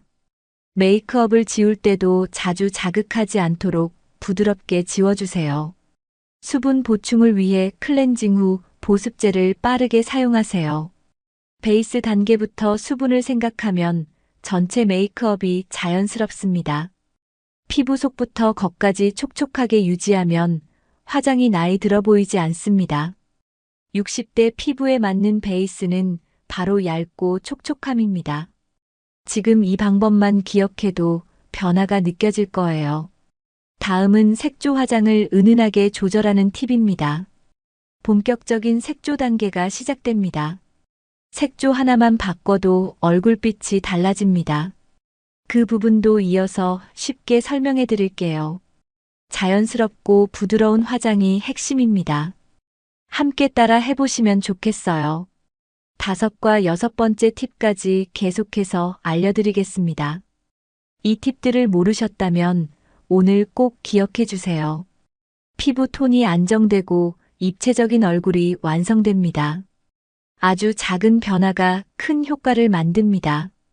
얇고 촉촉한 베이스 하나만 바꿔도 인상이 달라집니다. 이후 색조부터 쉐이딩까지 자연스럽게 따라가면 됩니다. 이 팁 하나로 메이크업이 부담스럽지 않게 바뀝니다. 2번째 팁도 주름이나 인상 완화에 큰 역할을 합니다. 지금부터 천천히 따라해 보시면 됩니다. 이어서 색조 화장 은은하게 조절하는 법 계속됩니다. 색조 파트 준비되셨나요?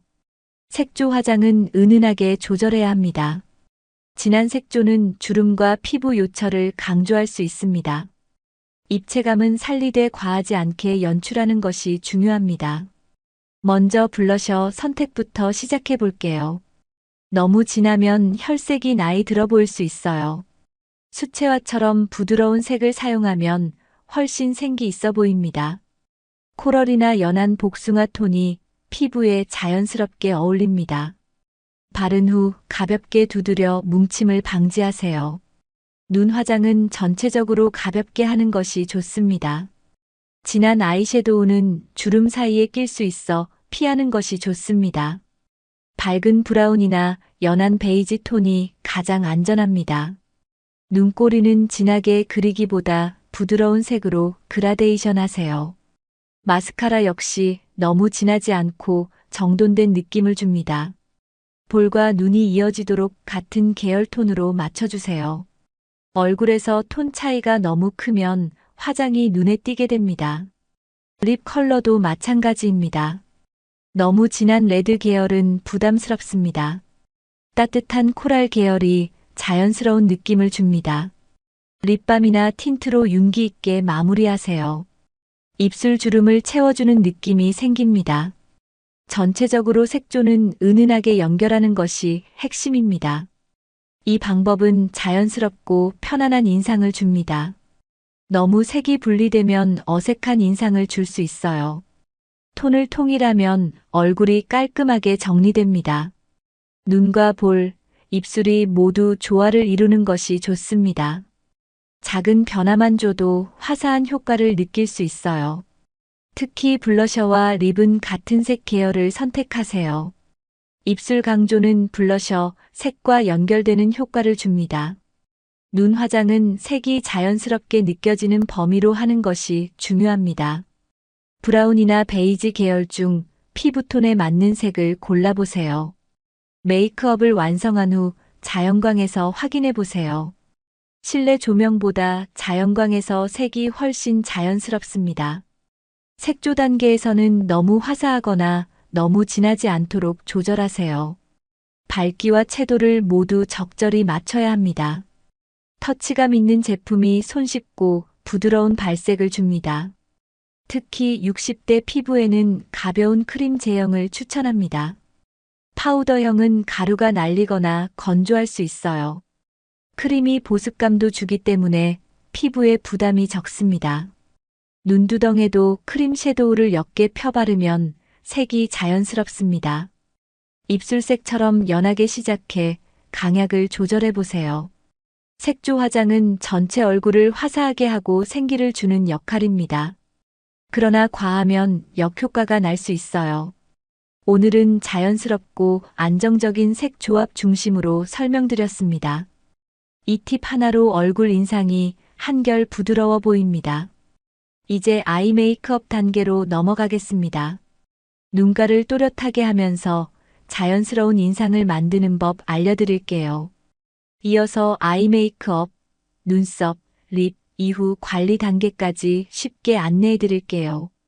색조 단계에서 신경 쓴 만큼 다음 단계도 자연스럽게 이어집니다. 지금까지 들으신 부분 잘 기억해 두세요. 다음 단계도 바쁜 아침에도 실천할 수 있도록 쉽게 설명해 드릴게요. 이제 아이 메이크업으로 넘어가겠습니다. 아이 메이크업은 선명함보다 또렷함이 중요합니다. 눈가는 얼굴에서 가장 주목받는 부분입니다. 눈가 주름에 진한 섀도우가 끼면 어두워 보일 수 있어요. 그래서 60대에는 선명함보다 또렷함을 우선해야 합니다. 먼저 눈두덩 전체에 연한 베이지 톤 섀도우를 얇게 깔아줍니다. 이 작업으로 눈가를 밝게 정리할 수 있어요. 진한 브라운 섀도우는 눈끝 라인에 아주 가볍게 연결해 주세요. 그러면 눈매가 자연스럽게 또렷해집니다. 아이라인은 너무 진하게 그리지 않고 얇게 연결해 줍니다. 점막 위쪽만 따라서 그으면 눈이 부드러워 보입니다. 과하게 그려지지 않아도 눈매 포인트는 충분합니다. 마스카라는 뭉치지 않도록 한 번만 가볍게 발라줍니다. 뭉침이 생기면 주름 사이로 엉켜 보이기 쉽습니다. 마스카라 브러쉬는 작은 모로 가볍게 발라주세요. 속눈썹이 자연스럽게 컬링되어 있으면 눈이 더 열려 보입니다. 뷰러 대신 컬링 마스카라를 사용해도 좋습니다. 눈 앞머리나 눈꼬리에 컬러를 넣기보다 눈 전체 균형이 중요해요. 연한 하이라이터를 눈 앞머리에 살짝 발라 눈의 생기를 더합니다. 눈가가 밝아지면 얼굴 전체 인상이 환해집니다. 섀도우 색은 브라운이나 베이지 톤이 가장 자연스럽습니다. 보라나 핑크 같은 컬러는 60대 눈가에는 부담될 수 있어요. 눈 아래 다크서클 부위에는 너무 밝은 색보다 약간 톤 다운된 색이 적합합니다. 눈 아래를 너무 환하게 하면 인공적으로 보일 수 있어요. 톤은 전체적으로 균형 있게 이어지는 것이 중요합니다. 아이섀도우와 블러셔, 립 컬러 톤을 연결해 보세요. 이 방법만으로 얼굴이 한층 단정해 보입니다. 아이라인은 검정색보다 다크 브라운이 부드러워 보입니다. 거칠지 않고 자연스럽게 눈매가 살아납니다. 마스카라 컬러도 다크 브라운이 가장 무난합니다. 블랙은 자주 뭉치고 눈가가 무거워 보일 수 있어요. 눈썹과 눈 화장톤을 맞추면 얼굴 인상이 통일감 있습니다. 아이 메이크업은 전체 메이크업의 균형을 결정합니다. 너무 눈에만 힘주면 얼굴이 피곤해 보입니다. 반대로 너무 연하게 하면 눈이 사라져 보입니다. 그래서 또렷함을 위한 적절한 포인트가 꼭 필요합니다. 아이섀도우는 눈두덩 중심보다 눈 앞쪽과 뒤쪽만 강조해도 됩니다. 클렌징할 때 눈과 피부를 부드럽게 닦아줘야 색이 자국 없이 지워집니다. 눈가가 민감하다면 리무버용 패드로 살짝 닦아주세요. 크림 섀도우는 가루 날림이 적어 민감 피부에도 좋습니다. 색이 오래 유지되는 제품을 사용하면 하루가 편합니다. 하지만 너무 가루성이 강하면 주름 사이에 색이 끼기 쉽습니다. 아이 메이크업은 은은함 위에 또렷함이라는 느낌을 줘야 합니다. 오늘 알려드린 방식대로 하면 연령대에 맞게 자연스럽습니다. 다음 단계는 눈썹에 대해 알아보겠습니다. 눈썹은 메이크업 전체 인상을 결정하는 중요한 요소입니다. 아이 메이크업이 또렷해지면 눈썹도 부드럽게 연결되어야 합니다. 눈가부터 눈썹, 입술까지 이어지는 흐름을 생각하세요. 전체적으로 부드럽고 조화로운 얼굴이 완성됩니다. 이 방법을 먼저 시도해 보시면 얼굴 분위기의 변화를 느끼실 수 있어요. 다음은 자연스럽게 눈썹을 정리하는 방법 알려드릴게요. 이어서 눈썹 스타일링 팁도 꼭 참고해 주세요. 눈썹은 얼굴 인상을 좌우하는 가장 중요한 요소 중 하나입니다. 특히 60대 이후 눈썹이 옅어지면 전체 인상이 흐릿해질 수 있어요. 눈썹을 너무 진하게 그리면 인상이 강해지고 부담스러울 수 있습니다. 그래서 자연스럽고 또렷하게 그리는 것이 핵심입니다. 먼저 눈썹 컬러는 머리색과 비슷한 톤이 적합합니다. 머리가 백발이 아니라면 은은한 회색 브라운색도 괜찮아요. 눈썹은 털 방향을 따라 가볍게 결을 채우듯 그려줍니다. 펜슬보다는 파우더 타입 섀도우가 부드러운 인상을 줍니다. 브러쉬로 가볍게 문지르며 결을 정돈해 보세요. 눈썹 앞머리는 너무 두껍지 않게 살짝 그려주는 것이 좋습니다. 눈썹 뒤쪽 꼬리는 얼굴 모양에 따라 길이를 조절하세요. 길이가 너무 길면 인상이 흐려질 수 있어요. 눈썹은 일자형이나 살짝 곡선형이 안정적인 인상을 줍니다. 가파른 아치형은 때로는 부담스럽게 느껴질 수 있어요. 눈썹 두께는 너무 얇지도 않고 너무 두껍지 않은 중간 정도가 좋습니다. 눈썹 아래에서 위까지 자연스럽게 이어지도록 그려보세요. 눈썹 사이가 벌어졌다면 브러쉬로 결을 맞추어 촘촘히 보완하세요. 눈썹 사이가 좁으면 넓은 브러쉬로 톤을 부드럽게 연결합니다. 눈썹이 짧다면 털만큼만 그려 길이를 맞춰주세요. 연결 부분이 불안하다면 파우더로 색을 자연스럽게 채우세요. 이마 라인과 얼굴형에 따라 눈썹 각도를 약간 조정해 보세요. 얼굴이 둥글면 살짝 아치형을, 갸름하면 일자형이 자연스러워요. 눈썹을 마친 후 브로우 타입 브러쉬로 다시 한 번 정돈합니다. 눈썹 결 정리가 얼굴 전체 분위기를 결정합니다. 피곤해 보이는 인상을 밝게 만들어주는 효과가 있습니다. 눈썹을 잘 정리하면 눈매가 또렷해 보여집니다. 눈가 메이크업과 색조 화장이 이어지면서 자연스럽게 연결됩니다. 눈썹 그린 뒤에는 눈두덩과 같은 톤으로 마무리해주세요. 전체적인 부드러운 인상은 연결된 색 조화에서 옵니다. 진한 펜슬을 사용하면 눈가가 무거워 보일 수 있어요. 섀도우용 브러쉬로 살살 채워주는 것이 자연스럽습니다. 눈썹 컬러와 눈 화장의 색이 어울리면 인상이 더 깨끗해집니다. 완성 후에 한 번 더 전체 얼굴의 조화를 확인해 보세요. 거울 앞에서 미소를 지었을 때 자연스러움을 살펴보세요. 자연스럽게 보이는 눈썹은 얼굴에 생기를 더해줍니다. 눈썹 사이가 정돈되면 사진 속 얼굴도 멋지게 보입니다. 아침마다 눈썹 정리 루틴을 짧게 가져보세요. 파우더와 브러쉬만으로 충분한 표현이 가능합니다. 너무 바쁘신 분이라도 이 정도만 해도 충분해요. 적게 채워도 결이 자연스럽게 살아납니다. 눈썹이 잘 정리되면 표정이 안정감 있게 보입니다. 인상 전체가 단정해 보이는 효과가 있어요. 오늘 소개한 눈썹 팁을 꼭 기억해 두세요. 이후 립 메이크업과 피부 관리 루틴도 자연스럽게 이어집니다. 부드럽고 또렷한 눈썹이 메이크업의 완성도를 높여줍니다. 이제 5번째 립 메이크업 단계로 넘어가겠습니다. 립은 얼굴에 생기를 주는 핵심 포인트입니다. 자연스러운 눈썹 다음엔 생기 있는 립 메이크업을 해볼게요. 지금까지 들은 눈썹 팁 잘 적용해 보세요. 이어지는 립 메이크업도 편하게 따라해 보시길 바랍니다.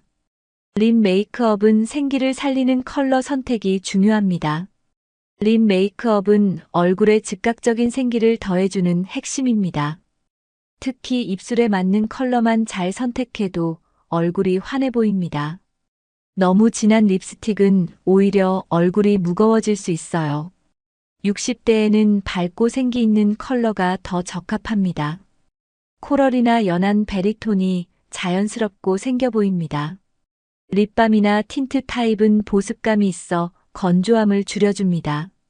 립 제품을 바르기 전에 각질 제거가 중요합니다. 각질이 그대로 있으면 립색이 고르게 발리지 않습니다. 부드러운 리무버로 입술 각질을 정리해 주세요. 립밤으로 충분히 수분을 채운 뒤 제품을 바르는 것이 좋습니다.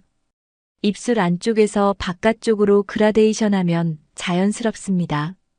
밝은 컬러는 입술 중앙에만 살짝 발라도 생기가 돌 수 있어요.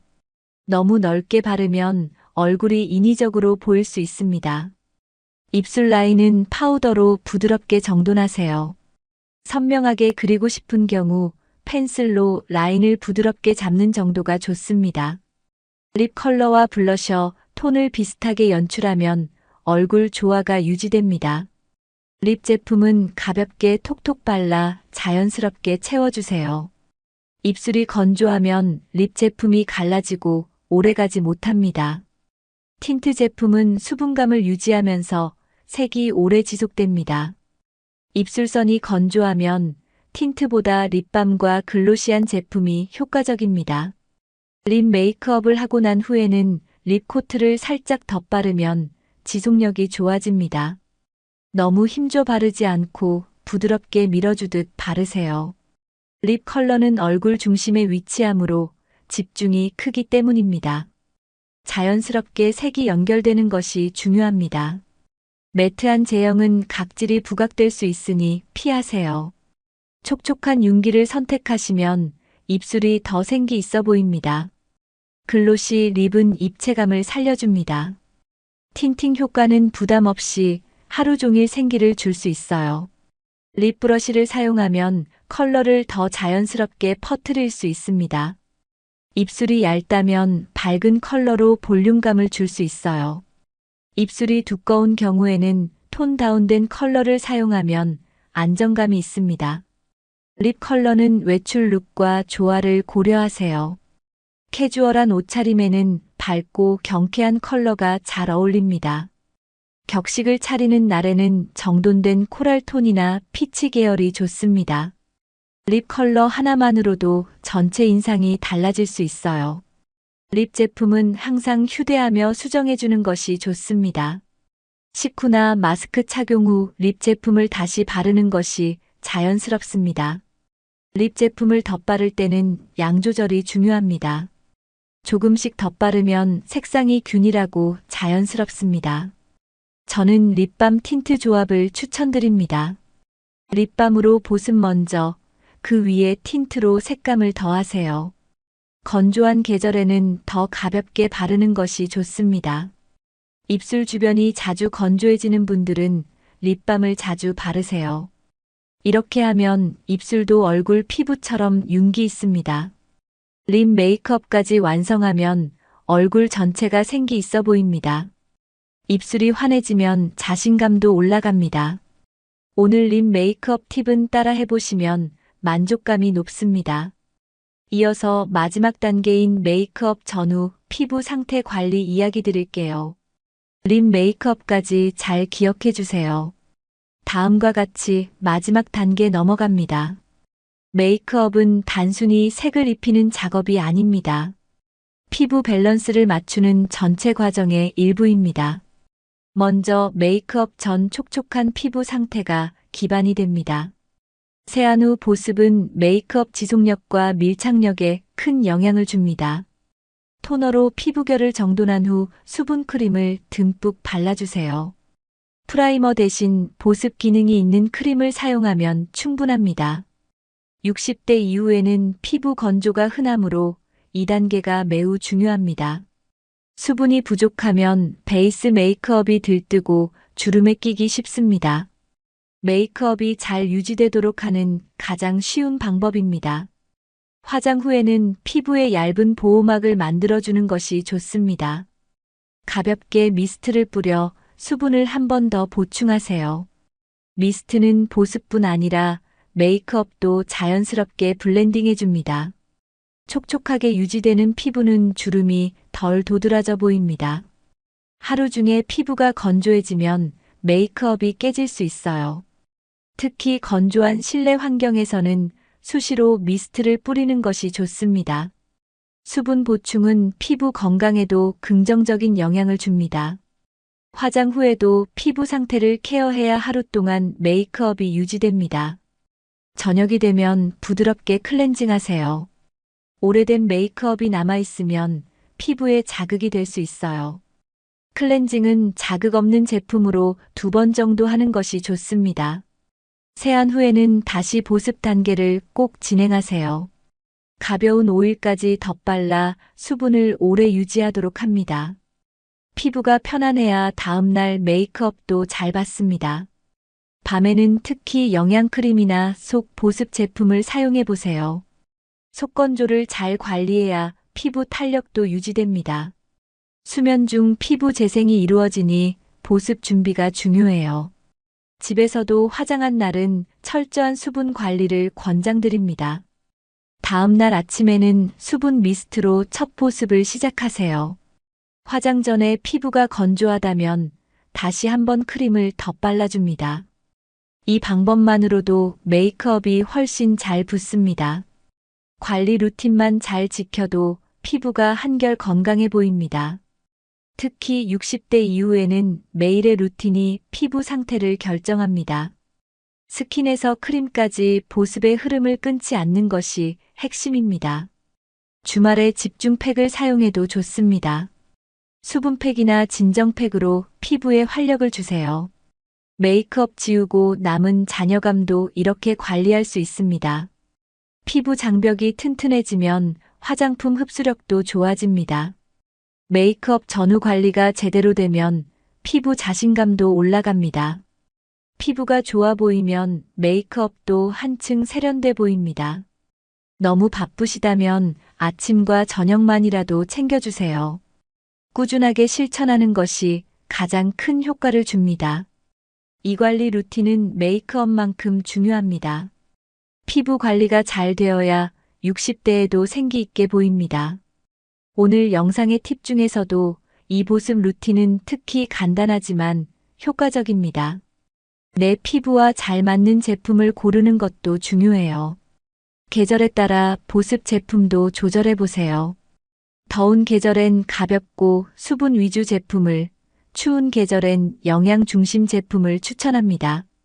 메이크업, 피부 전체 밸런스가 잘 맞을 때 진정한 동안 메이크업이 완성됩니다.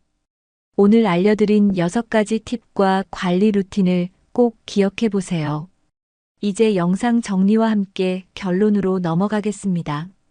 오늘은 60대 피부에 맞는 메이크업 6가지 팁과 함께 베이스는 얇고 촉촉하게, 색조는 은은하게 조절하기, 아이 메이크업은 또렷함 위주로, 눈썹은 자연스럽고 또렷하게, 립 메이크업은 생기 있는 컬러 선택, 메이크업 전후 피부 상태 관리까지 알아봤습니다.